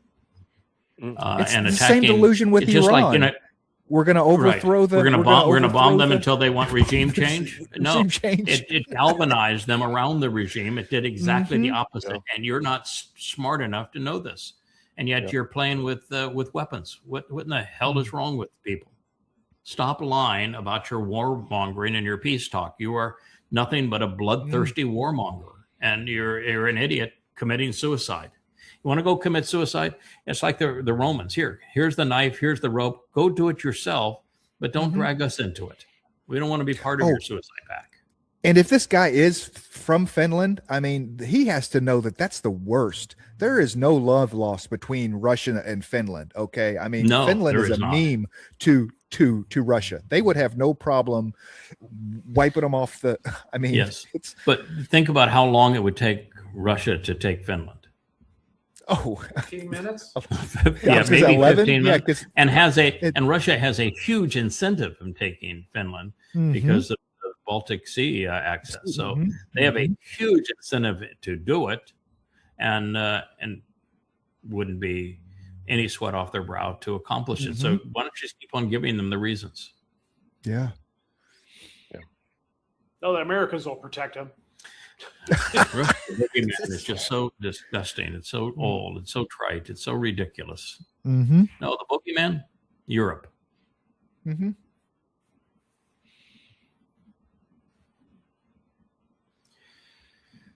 So this is Bishop Richard Williamson, and he says Muslims are fanatical barbarians. What is that image that's behind him? Yeah, God on a stick. A dead, tortured God on a stick. And he wants to call Muslims barbarians, and he's sitting there in front of a dead God on a stick. And you want me to tell me that's not barbarian? Roman torture device. What in the hell is wrong with people? You are not going to impress me with your anti-Islamic slogans if you're being promoted by a Roman Catholic. I'll tell you that for sure. All right, so here we are. So we have Jesus, and we have the sacred wafer. That's my body. That's my sacred wafer. I got a perfect circle wafer here for you because that's the Eucharist. I have the old Eucharist cup there for you. I've got everybody praying around me. And by the way, I even have an image here of me as the tortured God on a stick. Yes, in the back I saw that. The tortured God on a stick. Going, you see the incense back there? But here he is. Two this places is my body. at once. My body. You're going to be a cannibal, and that's going to be my blood. You're going to drink my blood, and you're going to be a cannibal, and it's just going to be great. Sponsored by Nabisco. Sponsored by Nabisco and Gallo. So here is. Uche is a girl. Well, you may be a girl, but you are a clown and a moron there, Uche. She says, Christ left us with the Eucharist, not a Bible. Well, 1 for 2 is not so bad. So the Bible is not the final authority. Well, that's now you're 2 for 3. During the time of the apostles, they never never used a Bible. Well, that's almost good there, but I'm going to tell you what you're missing here. One that's full of shit. Yeah, I'm going to just give you a little clue as what you're missing. All right, the reason that there's no written account is because it was all fraudulent. If you were speaking for the God of the Torah and the prophets, you wrote everything down. Right. And recorded. They didn't write a thing down. As a matter of fact, it was all hearsay for century, for a full century. It was all hearsay. Nothing to and then write the down. people that wrote it down were hearsay because they weren't there. Mm-hmm. And they wrote it down 2 generations, 3 generations thereafter. So that's the reason there was no Bible, which, by the way, it means Babel, and therefore to confuse, is because nobody wrote anything down. And therefore, they were not representing God. That's a problem, because the only credibility is if you represented the God of the Torah and the prophets. And if you represented the God of the Torah and prophets, you wrote everything down. And I spent my first 25 years doing this, writing everything down. Everything was in writing. That's the way God communicates. So you got a little problem there with your get along, because all you're doing now is proving that you're a fraud. There was no mention of a Eucharist anywhere. There is no mention of eating my flesh. There's no mention of drinking my blood. And if there was of eating the flesh and drinking the blood, then you were even further from the God of the Torah and prophets that you need. Otherwise, there is no Messiah. There's no Son of God. There's no prophecies. You got nothing, because your only credibility is the citations you stole and misquoted from the Torah and prophets. And God says, don't drink blood and don't even touch flesh. Human flesh, no. Don't. That's disgusting. Don't do that. And blood, pour it out on the ground. So yeah, pour it on the ground. It's the life of the soul. Right. Yeah. So what you have here is absolute proof that you are a complete and blathering idiot. You got no written testimony. You have no credibility. There were no apostles. There was no Eucharist. And even now, the whole thing is religious ghoulishness.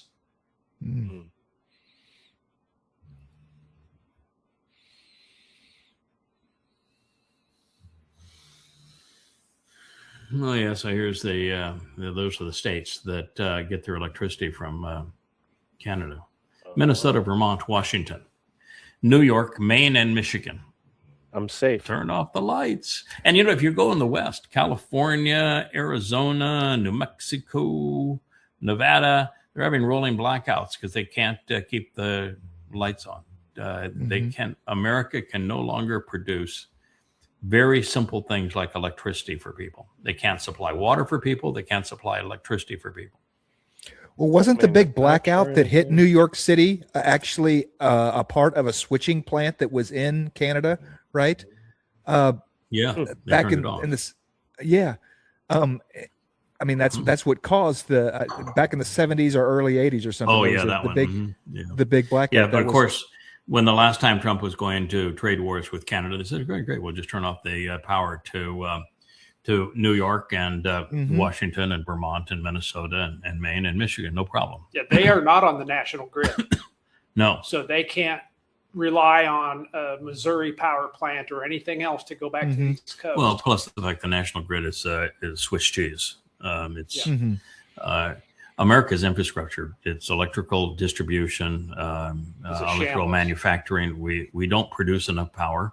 We don't produce enough water. We don't have decent distributions of water. We don't have a decent distribution of electricity. Our roads and bridges are crumbling. Our dollar is now worthless. Our factories are rust belts. And America is dumb. Just oops.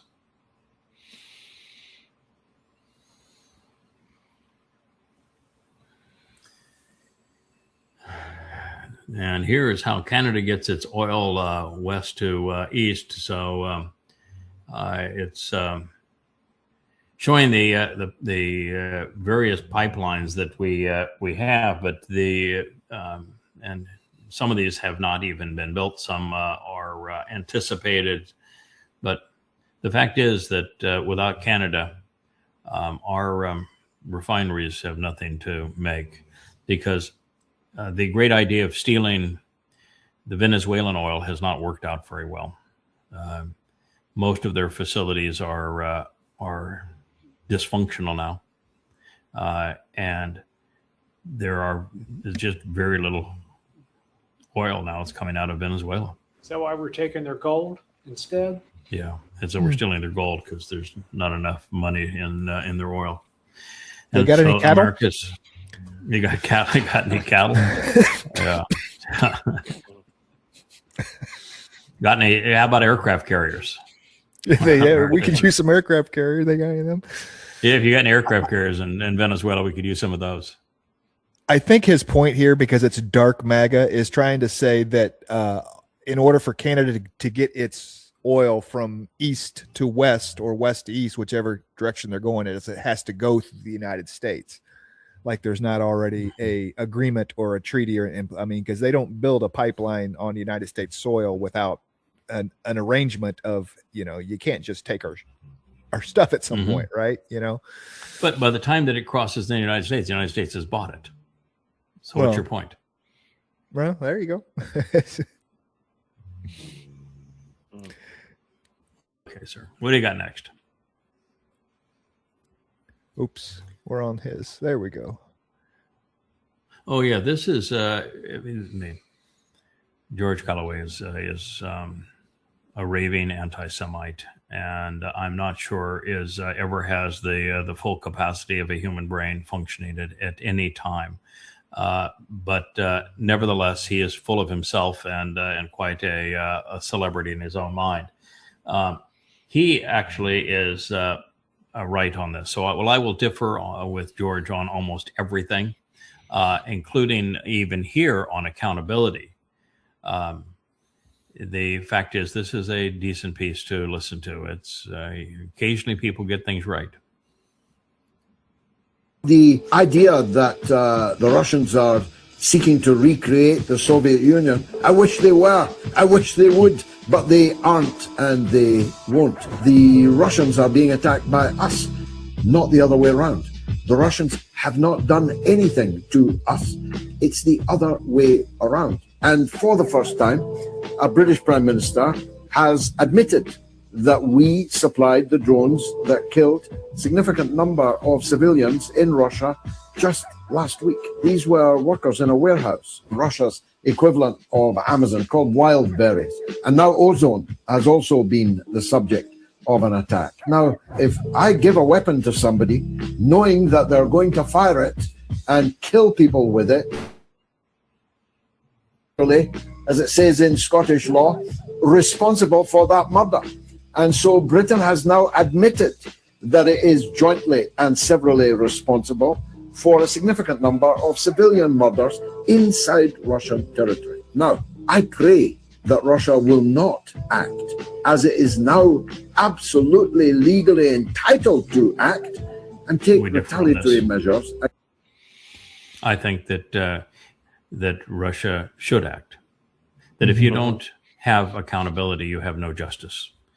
Without reprisals for bad behavior, immorality reigns. And so the only way to have a just, fair, moral system where the innocent are protected is to hold the guilty accountable. So I'm here to tell you that if Russia won't do it, that there will be a time we'll take care of it. The UK needs to pay a very dear price, as does Germany, as does France, as does Finland, as does Poland, as does the United States, for what it has done here. It's criminal.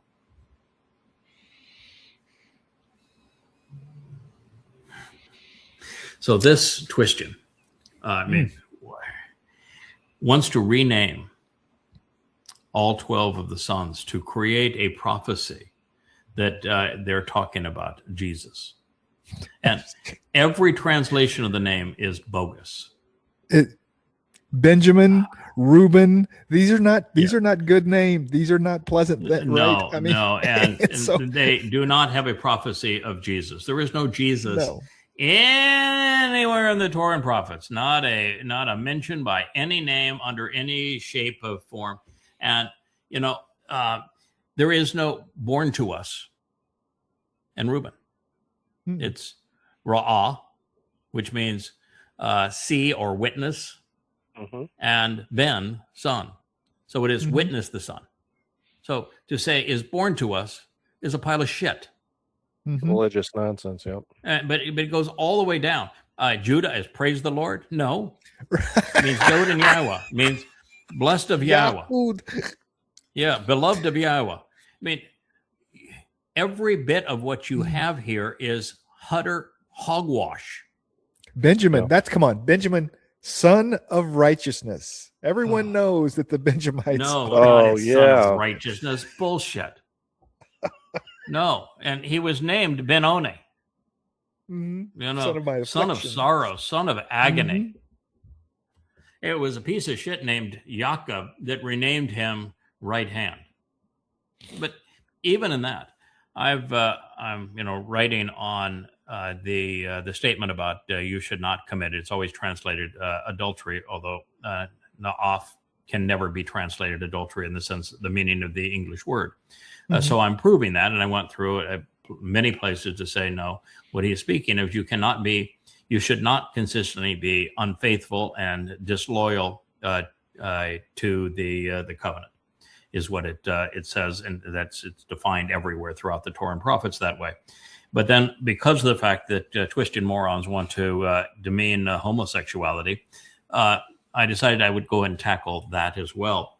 And to tackle it, you have to deal with the fact that the shakan, which is the word for lay down, is prefaced by my, which is an interrogatory, means you need to question this.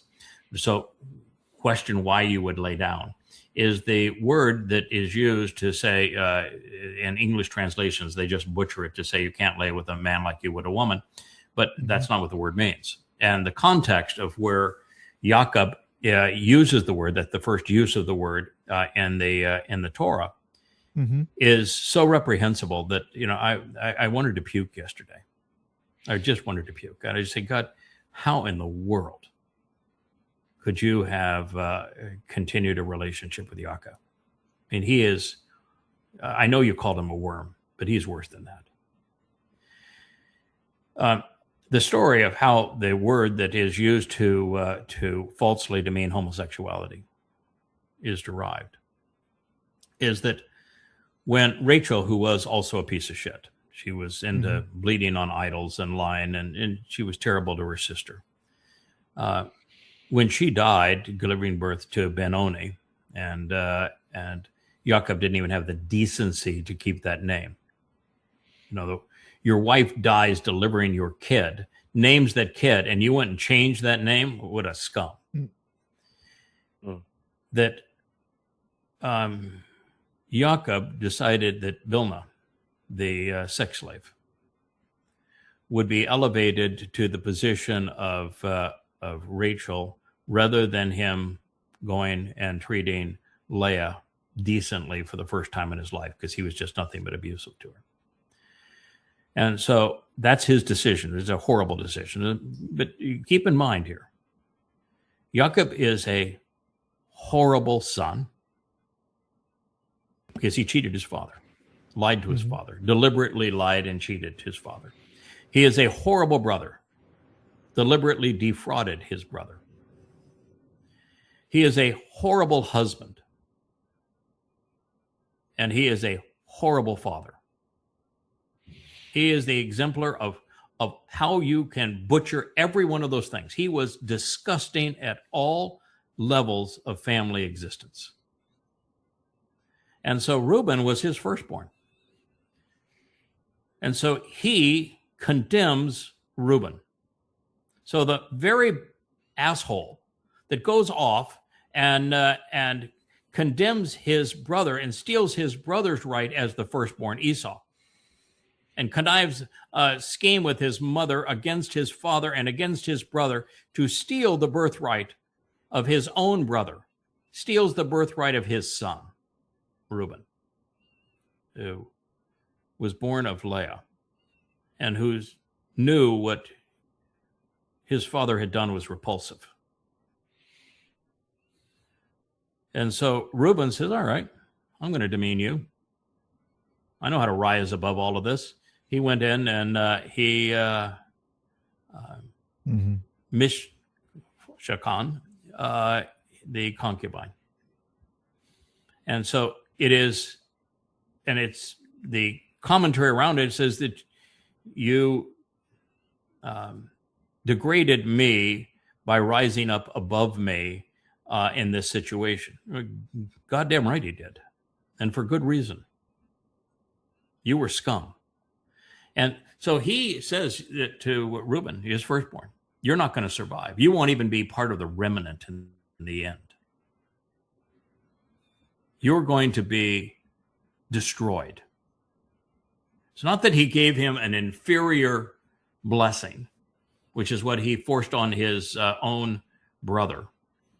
He says, you're going to be condemned. You're not going to even survive. You will not even be part of the remnant.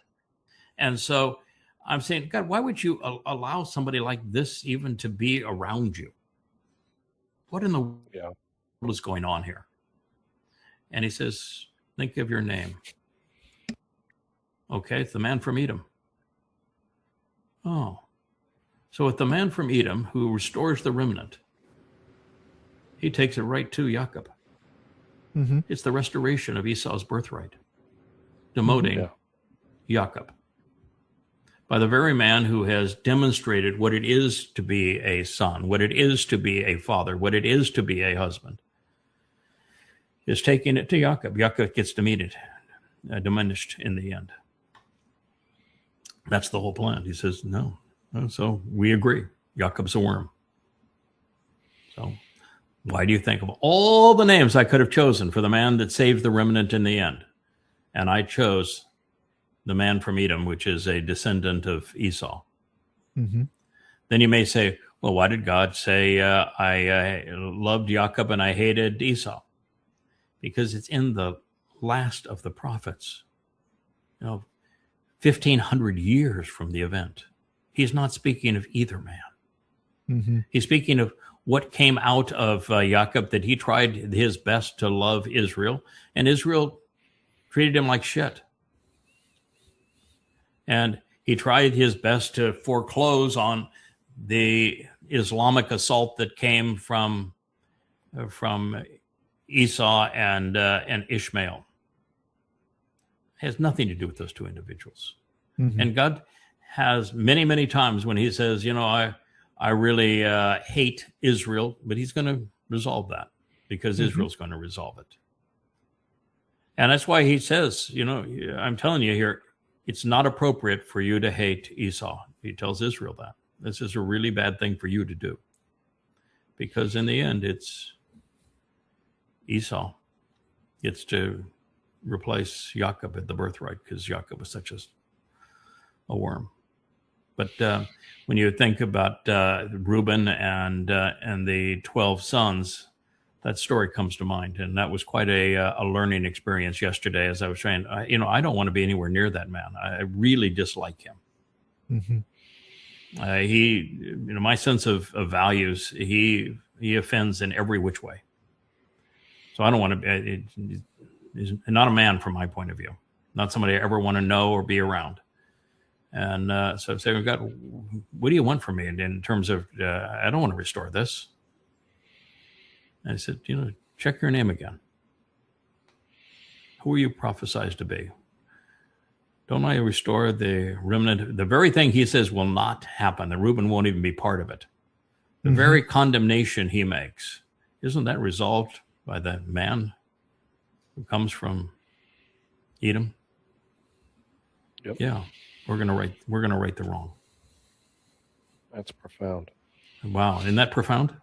Yep. Mm-hmm. The story all fits together. Mm. Remarkable. Luther. So here's a Catholic gentleman who would say that Luther believed in Mary's perpetual virginity and transubstantiation and all of this rot that is part of the ghoulish aspect of Roman Catholicism. And so they're trying to say, oh, well, the Protestants he wouldn't recognize the Protestants now because they don't believe that the wafer becomes the flesh of their man god, or that the cup of wine becomes the blood of their man god, or that Mary was a perpetual virgin, or any of this rot. Yeah. So Martin Luther was an anti-Semitic rogue, and he opposed a ghoulish regime. So you had a ghoul promoting the ghoulish nature of a ghoulish regime. One anti-Semitic scum denouncing another anti-Semitic scum. What one or the other believed is just rot. Yeah. I say, let's start there's no Jesus. So the two of them arguing over what color banner you put on the cross doesn't matter, right? Because there's no fucking Jesus. So there's no Jesus. Yeah. And talk about your fruit of the poison tree. Say, I killed him. Yeah. I killed him. And I'd do it again, except it'd be a waste of time. Yeah, those books have been written. We're good. We're good. I've got 5 volumes, Killing Jesus. So they want to blame black slavery on Christianity, and they have these black slaves leaving someplace that looks like it's in Mesopotamia here. Mm-hmm. Black slaves didn't come from Mesopotamia. Very little Christian influence in Mesopotamia. Listen, the black slaves that were exported to the Americas came from northwestern Africa.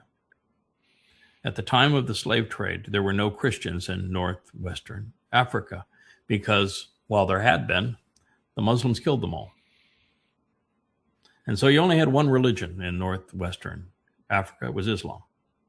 Yep. And they ran the slave trade. They ran the slave trade. So why are you blaming it on Christianity? Because you're just ignorant of Islam? Mm-hmm. It's just totally and completely false, Ugo Cannon. You got your head up your ass, pal. Yep. No, so it was Islam, not Christianity. Christians enslaved Jews, and Muslims murdered Jews.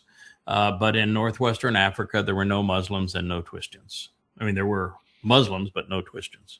But by the way, when it comes to being an African in America, the only reason you're in America is because of the slave trade. Because if they had not been Africans enslaving Africans and selling them to Muslims, your great grandparents would have been dead. Mm-hmm. You wouldn't exist. I mean, that was the option.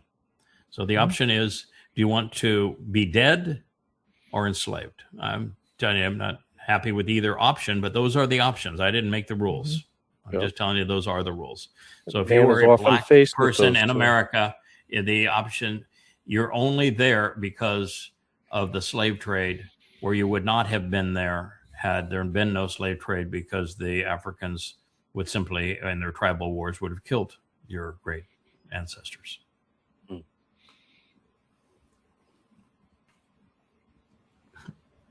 So you look out your kitchen window and you see this. What should you do? Stop drinking.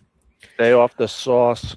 Stay off the sauce. That's what you ought to do. I've got to disagree with both of you. I can tell both of you have never had a drug of choice, because the correct answer is to put the pipe down and hope it doesn't have PCP in it if you're seeing this out your window. I don't know how many, I mean, you're talking to an alcoholic. I have never seen anything like this out of kitchen window from drinking, okay? Drinking does not cause hallucinations. Okay. All right, that's fair enough. We've never had a drug of choice. I've never had an hallucination. Stop the mushrooms. Just to be really, really clear here, so that, because conspirators will have you believe all manner of things. There are no UFOs, not in the sense of aliens. There are no aliens that have ever visited the Earth. There's no aliens that will ever visit the Earth, and we will never find an alien source until such time as humans receive the benefits of the covenant and our souls are encapsulated in light energy. The distances do not favor it. It's impossible. And beyond the distances being impossible, the likelihood of intelligent life on any other planet is essentially zero. Not even with 2 trillion galaxies and hundreds of billions of solar systems per galaxy, it's essentially zero. The Earth is just far too well tuned for this, and we're never going to. I mean, the likelihood of finding anything that's remotely like it is slim and none. And even if you found a place that was like it, while life, I would say, sure, no problem with life being on another planet, but intelligent life is an entirely different thing. And the likelihood of it developing another planet is essentially nil. But beyond it being essentially nil, and we're talking about 1 to the 10th to the 100th power, nil. Even if there were, they can't get here and we can't get there. It has nothing to do with technology. It has just to do with the basic laws of physics. It's impossible. The fastest we've ever moved an object would take 75,000 years to get to our nearest solar system, the Proxima Centauri. And the sun on Proxima Centauri is a blowtorch. It is entirely caustic. And the one planet there is tidally locked, and it is a zero possibility that life could exist on it, even brought to it for 30 seconds. Yeah. So, and it would take 75,000 years to get there. And if you could actually get there, you'd have no way to even slow down once you went past it, and you'd have no way to land on it, and you'd have no way to survive on it. There'd be no reason to go there. Kind of like going to Mars. Why would you want to go there? Everything about it is deadly. And it's actually got a gentile star. But no. I often wondered, though, Yada, Yahweh has just been around for so long. You just wonder, and I don't believe in UFOs or aliens, but you just wonder, is this his first rodeo? Has he tried something similar in the past that he hasn't disclosed because it's not? Yeah, I know. Relevant? I've been brought that question. I've never considered it seriously, because once you come up with an understanding of the way that Yahweh allowed free will to play out, and yet managed the system by redeploying those 5 souls, you realize there was no chance he was going to fail. Once you understand that that's how he came up with the system. Yeah. So the only possibility you'd have to say is that God was unaware that he could redeploy souls to achieve his desired result. Because once he came up with the means to, these are the souls I'm going to equip and deploy, it was a lay down hand. He's holding 4 royal flushes. Yeah. To just put down the cards. There's 5 cards. You put them down 1 or 2 at a time, and you just each time you need a royal flush, you got another one. So no, he's got a royal flush because of the way that he came up with. I got my ace, I got my king, I got my queen. I've got my joker. He's a funny guy, and I got the 10 people that I need to support him and them.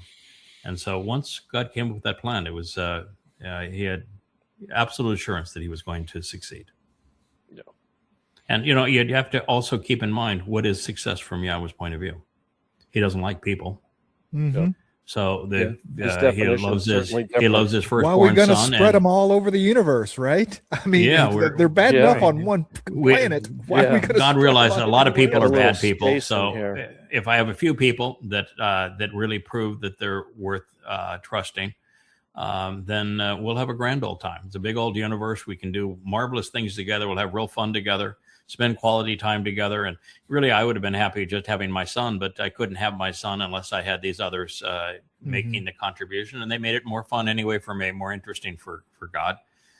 And so long as we got a core group of people and the 5 that get redeployed, there was no chance that God was not going to succeed in his plan. So I don't think you have to have this being the result of several oops, and then I came up with a better plan. I think he came up with this. I actually think that Rich may be right, and the fact that the 5 souls that he chose to redeploy, at least 3 of them, because there's 3 of them in his name, that at least 3 of those 5 souls existed before our planet existed. I'm not saying that. I'm just saying that to me that there is. It'd be hard to argue against that. Mm-hmm. I don't want to try to prove it at this point, but it'd be very hard to argue against that point, that there were souls that existed prior to the creation of this planet. And so I think God knew exactly what he was going to do. Yeah, we get all those details years from now. Right now, we don't need to know that. We don't need to know. What we do need to know is he had there's 5 souls that he redeployed frequently. They were his fixers. They were his completers. They got the job done. Yahweh liked working that way. He got the result he wanted when he wanted it on the timeline that he wanted. 6,000 years sounds like a long time to be at this from our point of view, but not from his. No, not the way he experiences time. No. All right. This was an interesting take on it, because this guy says that it wasn't the United States looking to break up Russia so they could steal the resources. This guy thinks that it was so that Europe could get the breadbasket and the fertile soil of Ukraine. Yeah, he's wrong. He is wrong, but it was an interesting take. I like the fact that he realizes that the West absolutely played him. Asher's having it's so bad that we have to deal with Asher. That he realizes that America has no interest in Ukrainians, their blood to spill for its goal, and that when Ukrainians pretend that America is their savior or supplying them what they need, and that they're they were played in this. What he doesn't realize is they were played because Russia has assets. What Ukraine has is good soil, but there's good soil around the world.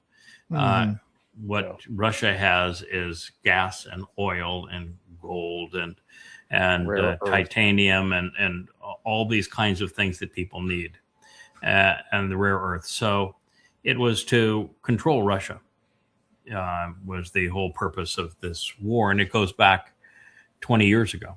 This war was actually started 20 years ago.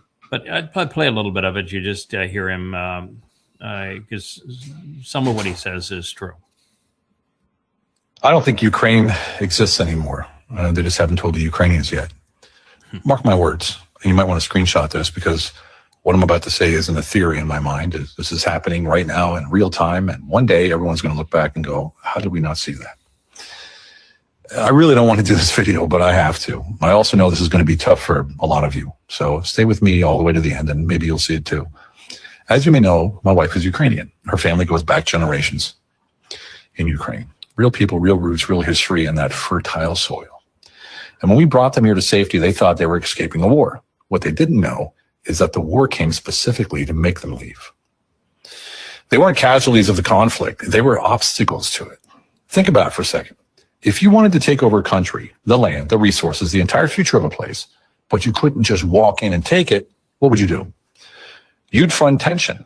You'd arm people. You'd push until something ignites.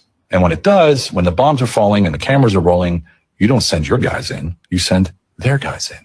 You make it their war. You make it about their honor. You stand on a podium 10 countries away and say, Slava Ukraini, to get the world behind you. And the love the Ukrainians have for their homeland, that becomes a weapon. Here's the deal in all this. They never wanted to win this war in the first place, because if they wanted to, they would have ended it. Peace was on the table early on. It got walked away from, because the arming of those troops is a money machine, as you know. The destruction is a money machine, and the rebuilding contracts are already written. Money on the way down, money on the way back up. Real human beings treated as completely expendable. And for this to work, Ukraine couldn't just be weakened. It had to be emptied. The people had to go. Okay. The culture had to go. Probably not. Because you can't move. Probably not. There is no plan to rebuild Ukraine. When America goes in, destroy a place, it never rebuilds it. It walks away. Never. So understand that there's no contract to rebuild Ukraine. Ukraine did empty out. Half of Ukrainians left. But that was not what America wanted. What America wanted is Ukrainians to be cannon fodder. They wanted Ukrainians to go kill Ruskies, because they wanted the big prize was Russia. And so he's wrong about a number of things, but he is right in that the West could care less about Ukrainians. Have had this whole propaganda of Ukrainians fighting for freedom, and Russia is the dictatorial bad guy. And the truth is the opposite of that. So just an interesting take on this whole thing, but he's wrong about many of his conclusions. But it's interesting when you see the Russian ethnic areas east there. But Russia's not going to be satisfied now, and now they have a buffer all along the north, and they're not going to be satisfied until they take Odessa at this point. Mm-hmm. So the war will continue, and Ukraine is just going to lose more people. So you got General Kellogg, who has been the bloodthirsty appointee overseeing this war and failing miserably in this war. He continues to be in a position of influence, which is really sad because everything he has said has led to disaster. But General Kellogg now is the one who's come up with the propaganda of the women in the Ukraine. This is their women power, great opportunity because they don't have any more men to send to the front to die. It destroys. It's one thing for half a population's male to die, okay, but the genetic code of what is Ukrainian lives on through now we're going to feed that only remaining piece into the war machine. Now that, I mean, you could literally lose what it is to ethnically be Ukrainian from the face of the earth. Not that we're losing much, I'm just saying that we're losing much. I mean, it's this beautiful thing that he wants to picture how wonderful Ukrainians are. No, mm-hmm. The Ukrainians were the most graft-ridden culture mm-hmm. in Europe. There's no one in Europe that was more graft-ridden than the Ukraine. It's been true for a very long time. They were the most morally challenged people in Europe, and that's saying something because Europe's a very immoral place. But they were harassing and torturing Jews long before the Nazis arose in Germany, and they were vicious at it during the Nazi occupation. They loved what the Nazis were doing to Jews, and Ukraine is the scum of the earth from those two perspectives: graft and gross immorality, particularly towards Jews. So you couldn't have found an easier people to bribe who were willing to be merciless, and that's why Ukrainians were used. They were easy to bribe, and they're merciless. So this is not about the noble, great honor of Ukraine. There is none. This is not the value of the Ukrainian land. There's a lot richer soil and a lot better weather patterns in other places in the world.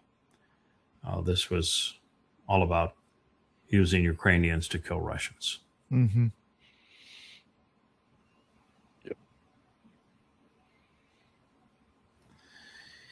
Yeah, so here's the that thing where they're saying that it is evident that the apostles, if they had not seen Christ risen and did not have proof of his power, they never would have risked so much.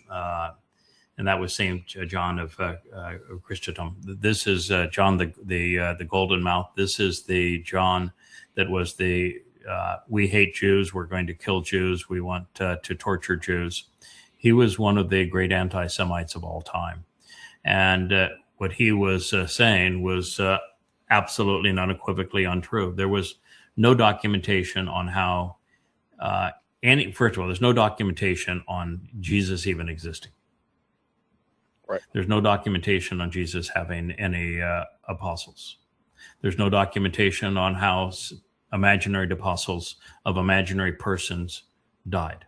And this idea that they were flailed alive or crucified right side up, upside down, is all fable.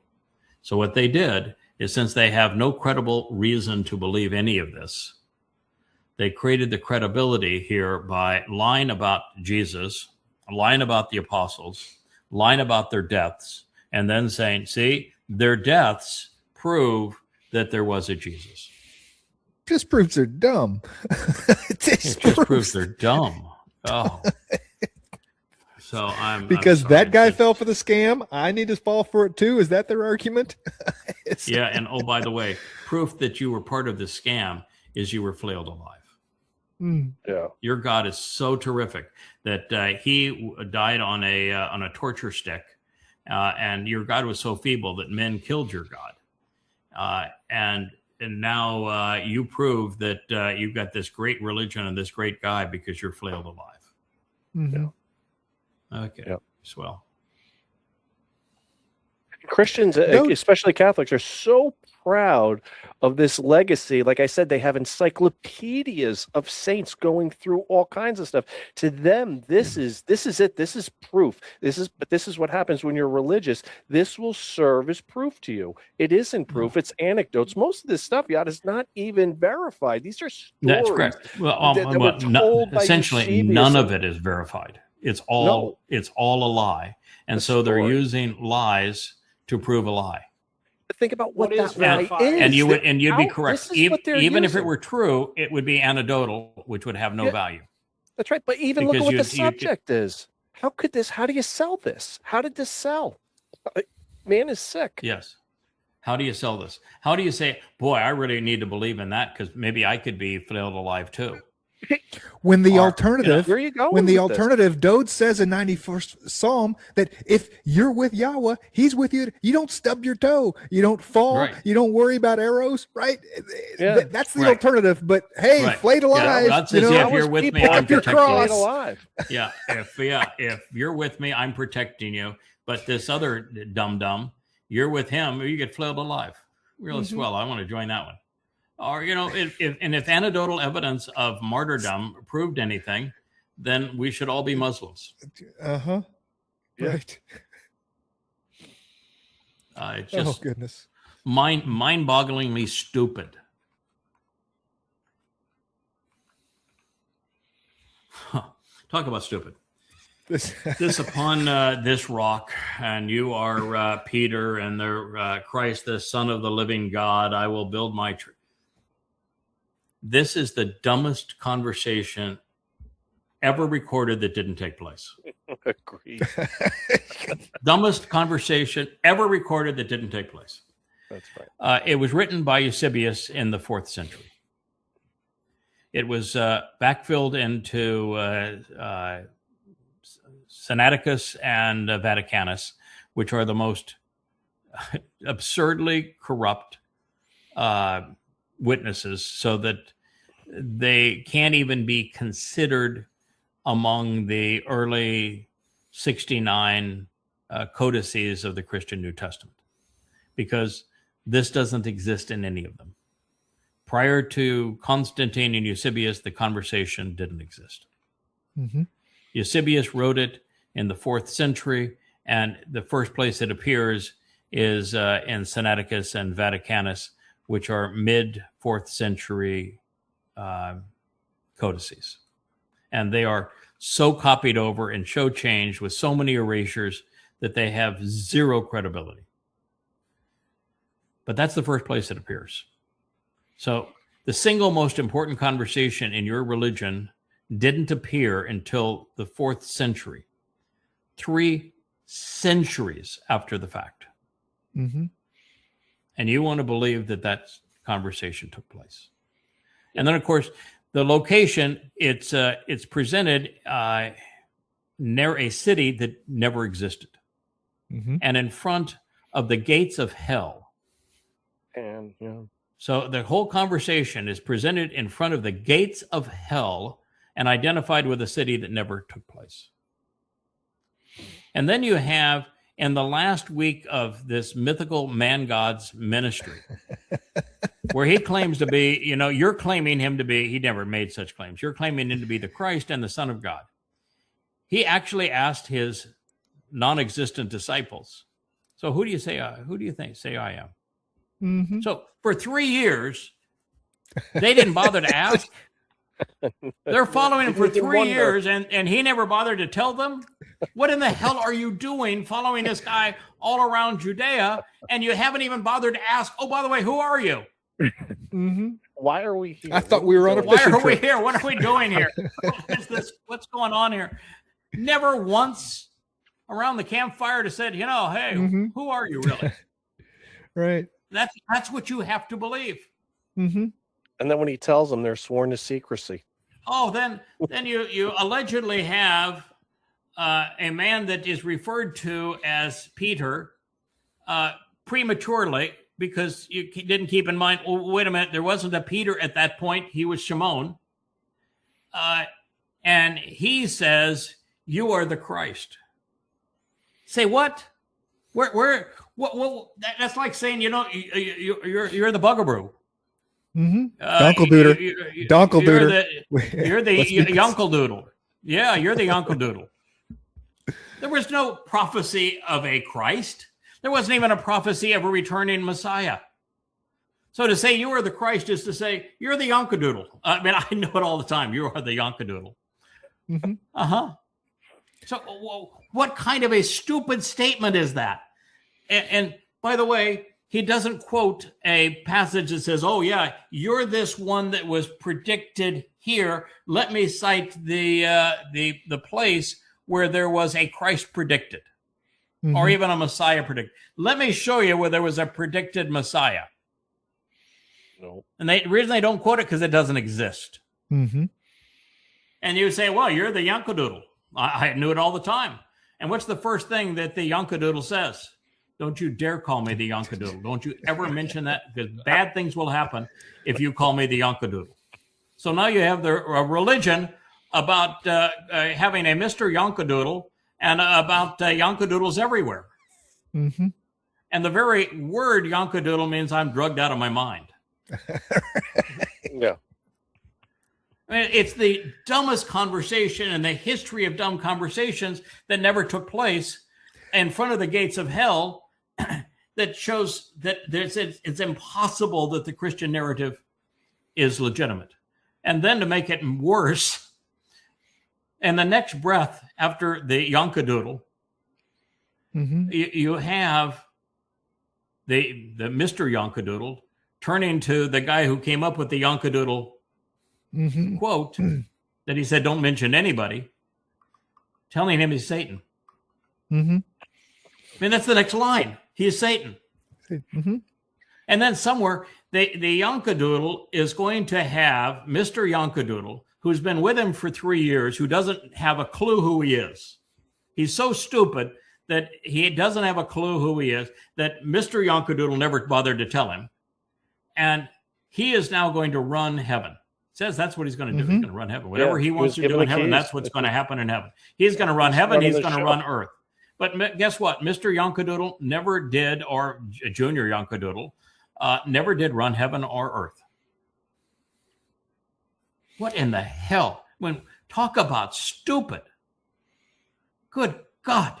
You've got to have the dumbest people ever that believe this piece of shit religion.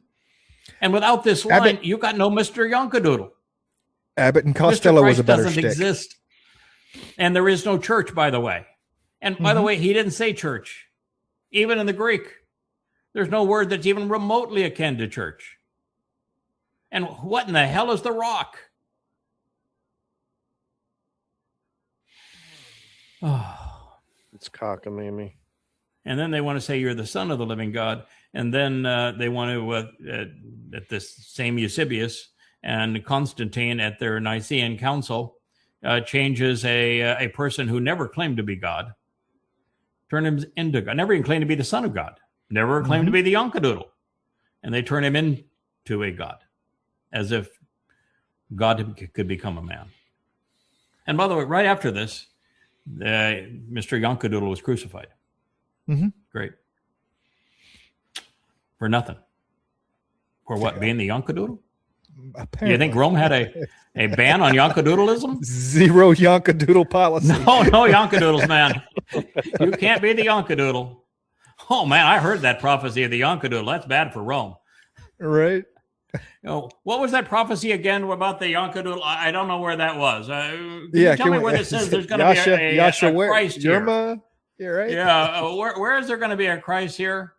Please tell me the prophecy. I'd like to read it, and then I'll tell you about the Yonkadoodles.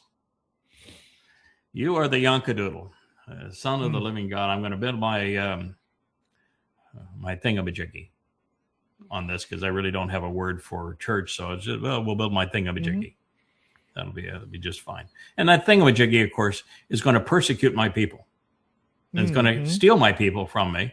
It's going to rob my son and the actual Savior. Going to rob him of everything you've done. And you rob me of my people, my son, and everything else.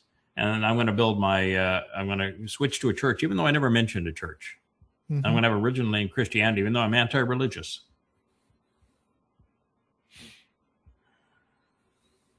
And look at the piece of shit they have depicting Jesus and I don't know who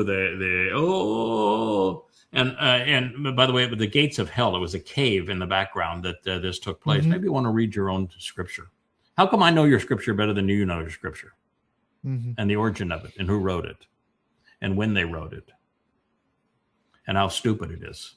Yeah, Christians don't know the origin of anything about their religion. No. Nothing. They've been lied to and they continue to promote the lie. But they don't bother to take the time to on its surface, you should have the desire to say, this doesn't make sense. Something's not right. Let me look into this. My soul is valuable to me. Let me look at this. They just don't. They just let me It's along. why when I started this long ago, I was probably the closest friend that Jerry Falwell had on the planet, and he was the most famous Christian on the planet at the time. And we spent thousands of hours together. And I came to him and I said, I got these 20 issues here that I want you to bring the head of, you've got a Liberty University here, bring the head of your Hebrew department, bring the head of your Old Testament department, bring the head of your scholarship on all of this. And I want 4 or 5 hours of your time. We're going to go through these things. I want answers because I don't think there are any answers. And I went through them one after another. And at the end of it, his PhD said, we got no answer for any of this. Everything he said is true. And Falwell said, yep, everything you've said is true. Can't disagree with any of it. The whole thing of Jesus is a lie. Christianity is a lie. Christmas and Easter are lies. The Trinity is a lie. This ghoulish cross thing is a lie. It's all a lie. Son of God, it's a lie. God being a man, it's a lie. Sunday worship, it's a lie. It's all a lie. But, if we were to admit that, then no one would come and sit in the pews of our church and we couldn't take a collection. And if I were to admit that, the envelopes that show up every day to support my university would stop coming. And if you say it, they'll label you a kook. They know it's a lie. Yep. All of them. They're all, particularly the ones that are have the big churches and the big shows and the faith healers and dinner and a show. They all know that it's an absolute fraud, and they do it anyway. Yep. That's why they're going to be punished. Yeah, look at Jerry's son, Jerry Jr., who he turned his university and his church over to. And he's hiding in the closet while he hires the pool boy to screw his wife. And then he gives the pool boy that's screwing his wife millions of dollars of donors' money that he squanders. And then the pool boy tries to blackmail him. He thought he can stand up against the pool boy that he has enriched in this way and given his wife to in this way. And he says, okay, well, I'll just expose who you are. And that's who he was. Yep. Jerry, by the way, was a decent human being. I mean, it's hard to say that about a man that was promoting a lie and who's changed American politics in the way that he did. But he knew he was lying. They're businessmen. Yeah. So the Ishmael Accords. When they first signed these things, I said that between these three, it's a nothing burger. Pakistan can't run a country. I mean, they're a bunch of buffoons in Pakistan. They have nuclear bombs because Saudi Arabia funded the nuclear program, but there's no indication they could deliver any of them, or that any of them would detonate. They never had a nuclear test. Well, they had a nuclear test, but the tritium triggers have a very short life, and very likely that the vast majority of the United States and Russia's nuclear arsenals are duds now. Yeah, they And got to Pakistan would be yeah. Pakistan would be even worse. Saudi Arabia has the 5th or 6th largest defense budget in the world, and can't find anyone in their country to operate any one of those weapons. They can't defend themselves at all. They're completely inept at defending themselves. And Erdogan has just declared war on Israel. Mm-hmm. He's one of the great genocidal maniacs in the world. That's who you got here. And we like to say that Erdogan is Turkey is NATO, but they're NATO in name only. They don't support anything that NATO does, and NATO doesn't support anything they do. They were only NATO because prior to Kennedy in the Eisenhower era, they wanted to put atomic ballistic missiles closer to Russia, and they made a deal with Turkey to do that. And that's the result of this deal. But otherwise, they're no more NATO than the man on the moon.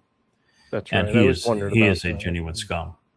And he is the reason why ISIS took over Syria.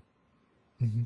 In fact, they've even now shown that the blame for the chemical sarin warfare, I actually had, as one of the posts here, a presentation on that sarin powder and gas that was released that was blamed on Assad, that caused the world to turn against Assad.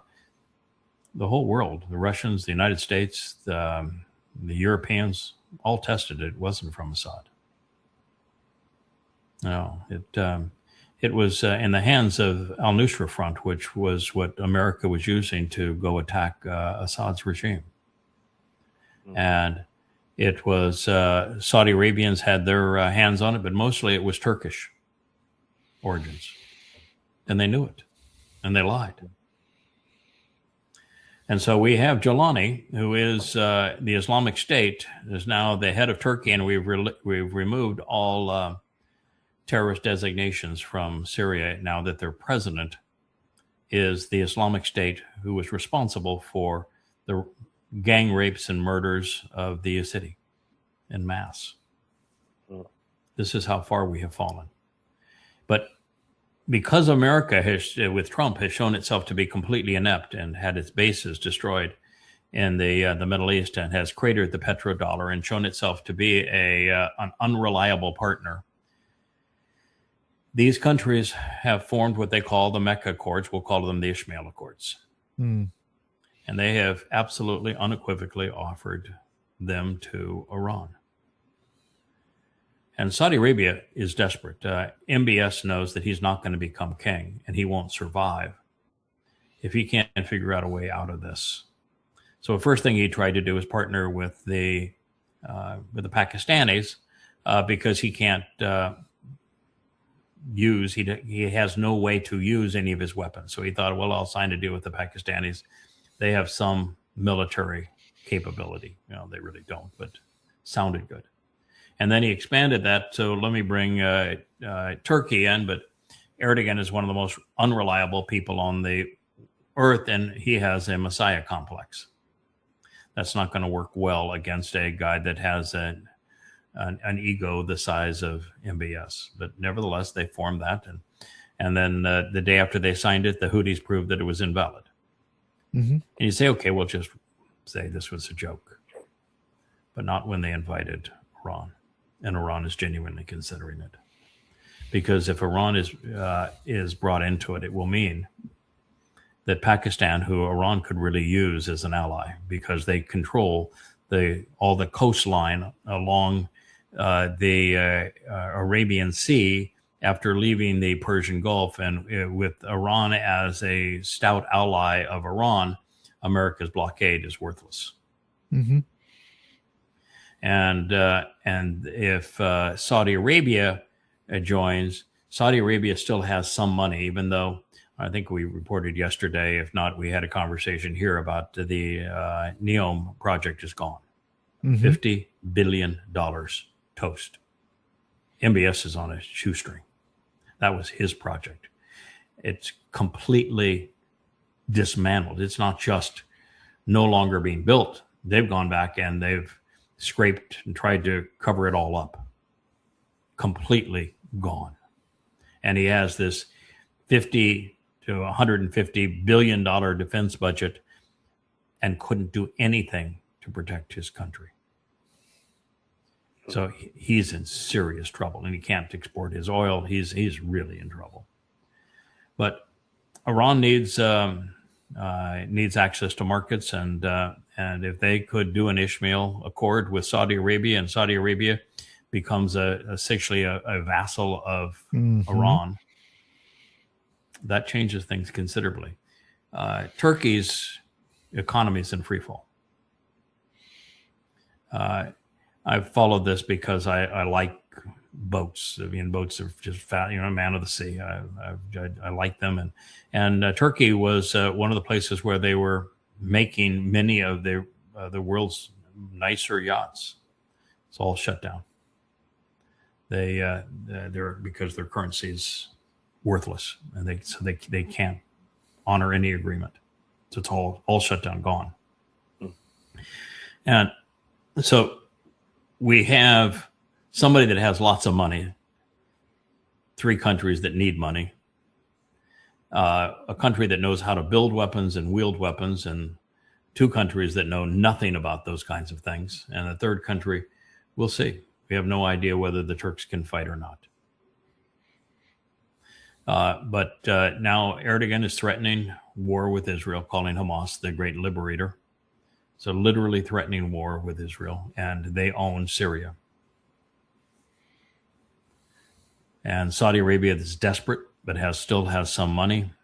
Pakistan that's desperate economically, but has nuclear bombs. And Iran that has a great, very successful drone and missile program and people that know how to fight. You put that together. Boy, that's a ugly Israel's screwed. Yeah. Israel's screwed. For sure. And what I wanted to say is that we're 3 months into the time of trouble. And the overall time of trouble for Israel is 88 months long. Interesting number. 88 months long. It's kind of interesting because Elia will come back after 20 Yobel, 888 years after he was dispatched. But 88, the number of infinity. That's how long that, because it's going to seem like an eternity. But the time of trouble is 88 months long. We're 3 months into it. And already Israel is completely isolated from the rest of the world. Most hated country on earth. Already Israel has started a war with Iran that has no end. Already Israel is now being threatened by Turkey, which is the military most alarming to it.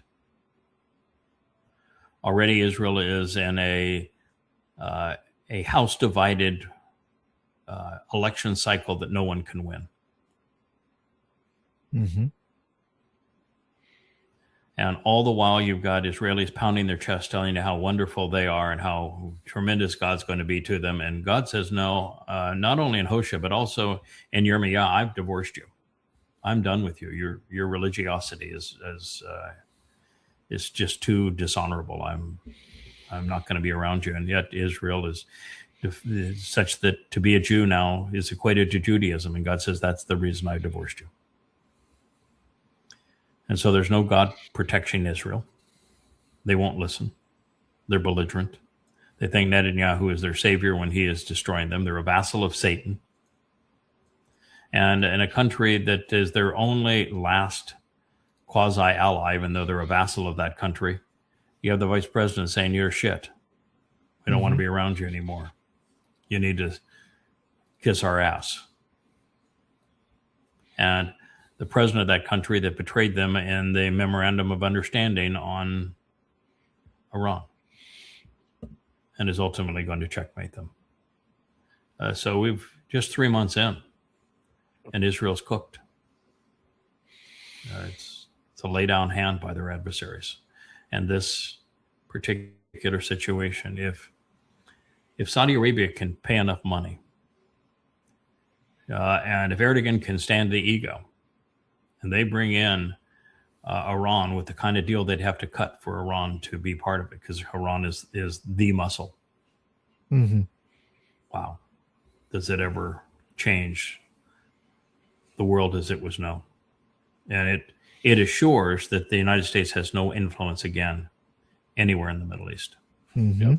Yeah, that'll be the final nail right there. And that destroys the petrodollar, and with it, the complete destruction of the U.S. economy. This is eye-opening stuff. And as I say, we're only 3 months into the time of trouble. 88 months to go.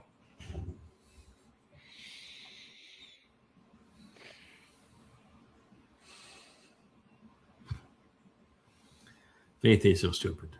When somebody writes, scientists are seriously revisiting the idea that God is the universe itself. No. Not only are not the majority of scientists not on board with that, there isn't even a meaningful minority of scientists that are saying it. You're just lying. Mm-hmm. And oh, by the way, it would render God meaningless. Exactly. God uses a term called Kodesh to address himself and everything important to him. It means the opposite of what you're claiming. It means God is set apart from and separate from the material world. And he says it over and over again. Yeah. Right. So there's nothing more common than God being the material world. Right. And God's statement is that it's just the opposite, that he is set apart from it, separated from it. And the moment that God becomes so common that he is the material world, he becomes meaningless. And you're a piece of shit, man God. Can you imagine that man God is the universe? I mean, come on.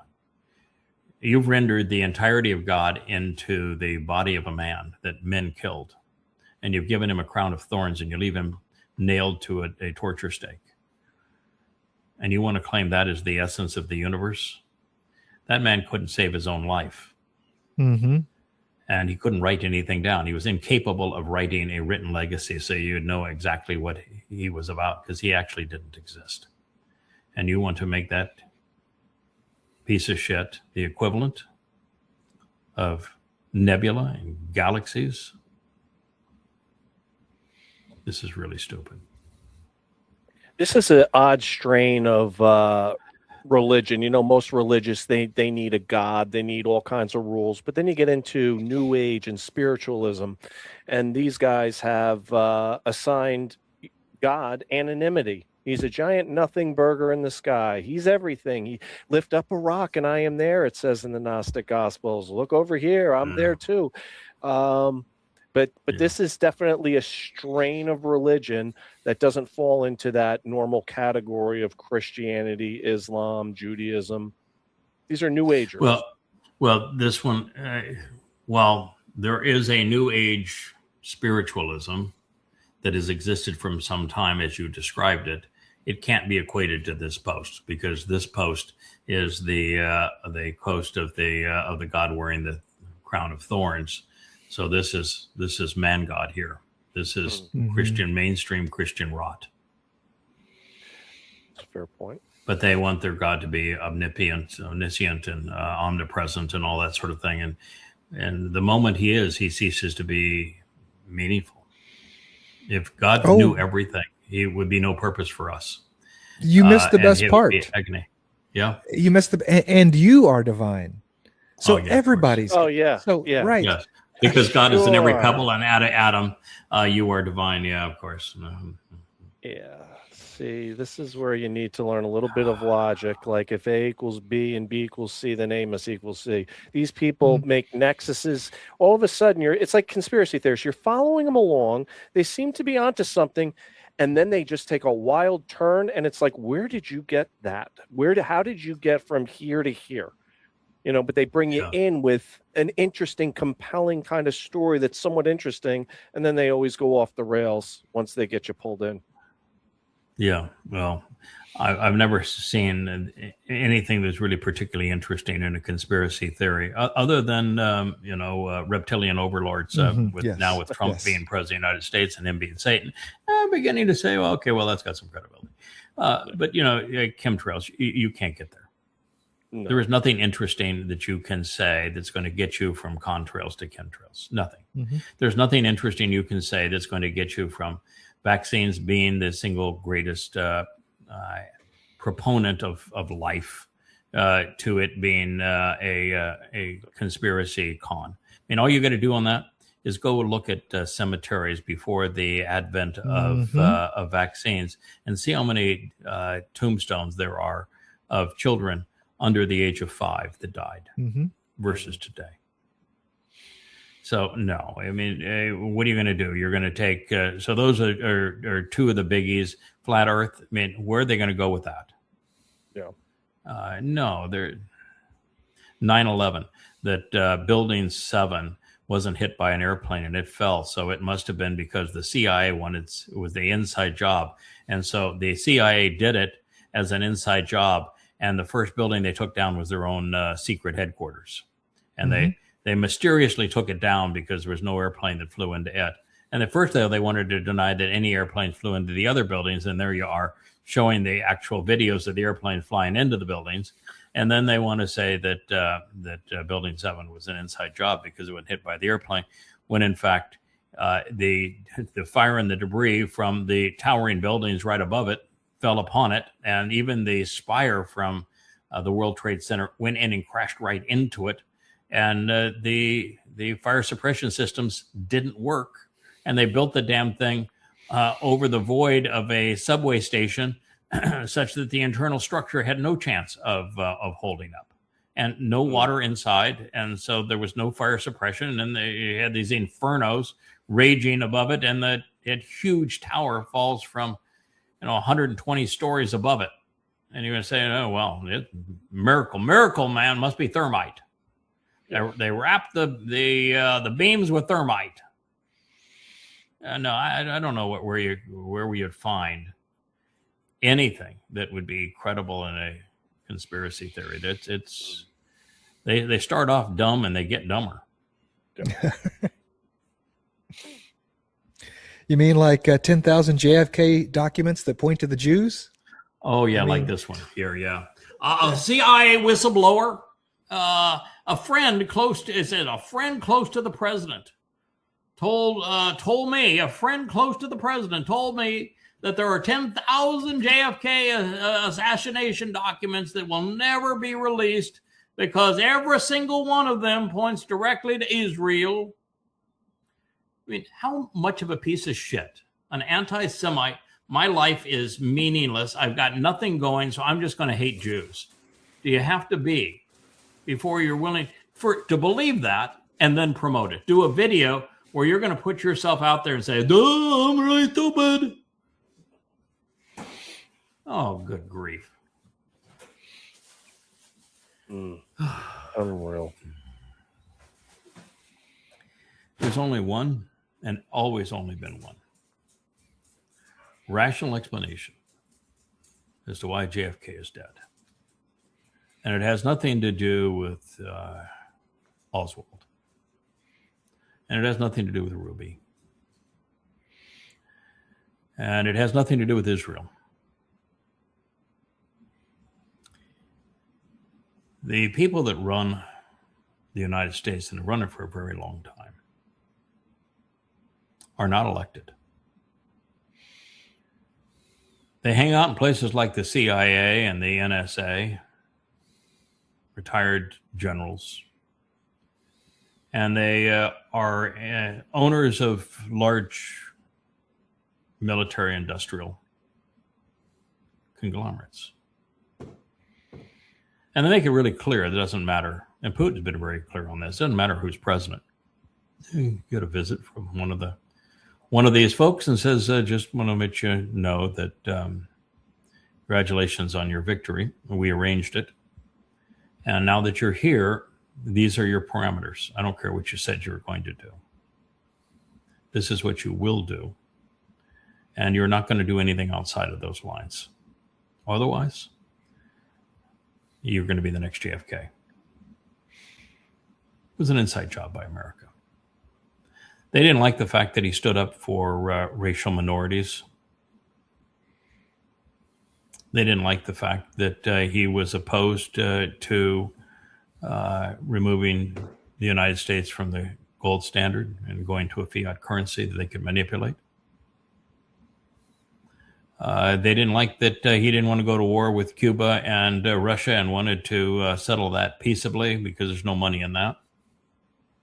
That he wasn't down with the Bay of Pigs. They didn't like that at all either. They didn't like the fact that he and his brother were going after the organized crime because they make money there. These were the issues. So, you want to piece it together? America assassinated its own president, and LBJ was a big part of it. He was scum, and they didn't like the fact either that Kennedy was going to say, this whole Vietnam thing, this was a really bad idea. We're going to pull the advisors out. We're not going to sucker ourselves into a long war. And LBJ was, oh, sure, no problem. We'll go for that war. Lots of money to be made. Yeah. Who cares that 60,000 Americans will die? That's your answer, stupid. And by the way, President Trump doesn't know shit. He could no more read 10,000 pages. So a friend of the president told me there's 10,000 pages and they all point to Israel. The president of the United States hasn't read one full page. That's why he's got a full-time tweeter and bottom cleaner. He hasn't read one full page of briefings, much less 10,000. And he'd be the last person that have a comprehension of anything. So if you're going to say my friend at the CIA acknowledged that there were more documents and this is what they said, you'd have 1/1 billionth of 1% credibility. But when you say it's a friend of the president, come on, what a waste. He's the very president that actually did something regarding those files. He released them. And when he released them, one of the things that proved that there is no association with Israel, not in any of them. And I tell you what, he wouldn't care if they did impugn Israel. He would have no reason to pull Israel out of that mix. Mm-hmm. You're the same guy that doesn't have any understanding of the Epstein files and why they aren't released.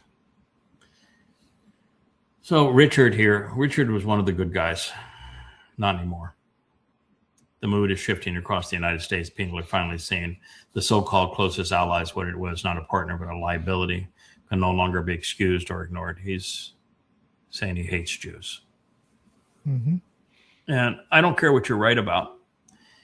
If you want to play the blame the Jews game, then you're a conspirator like all the other morons. The number one conspiracy of all time is blame the Jews. And it's always the Goy who have perpetrated the very harm that they are falsely projecting on the Jews. So, Richard, you will you will reap what you have sown. Mm-hmm. There's no hope for you. You've swallowed the poison, and now you're distributing the poison.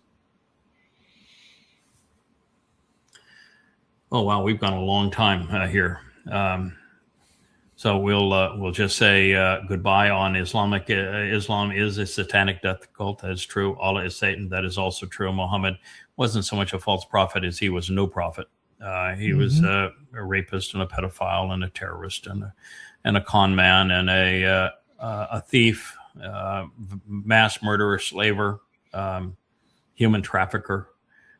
He was the most repulsive human who ever lived. But nothing of Islam would even be known today, all of those things being correct, if it hadn't been for rabbis selling Muhammad Talmud readings that made the Quran seem like a religious book. Mm-hmm. So you want to blame Islam on someone, you can't blame it on some illiterate fool as ruthless and stupid as Muhammad. Islam is vicious today because of what rabbis did. No. Their own worst. So we'll end enemy. our program on that. And by the way, if you want irrefutable proof of who Allah is, who Muhammad is, and what rabbis did to make the Quran seem like a religious book, there's 4,200 pages of irrefutable documented proof at yadayah.com. You don't even have to read. They will talk to you. Go to the series called Goddamn Religion, and you will find it all. So sorry for talking so long. I was so pleased that we had an uninterrupted stream there, Will. I've bent your ear. Rich did a good job.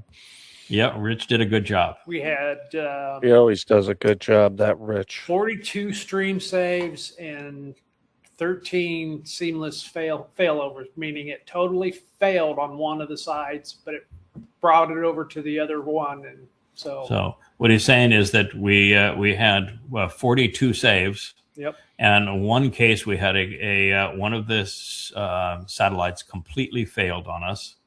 And yet the other picked up the slack, and the failovers were the failovers. And you can see there's a couple times we got a little digital noise, and then it quickly did what it was supposed to do. Rich, it's alive. You did it. It's alive. It's working. Now I just get the rest of the internal network to work and stringed in naturally, and all the old switches replaced. And we might even try. Has anybody tried 3 of these things? We can actually have up to 5. Yeah. Wow, I'm thinking, what?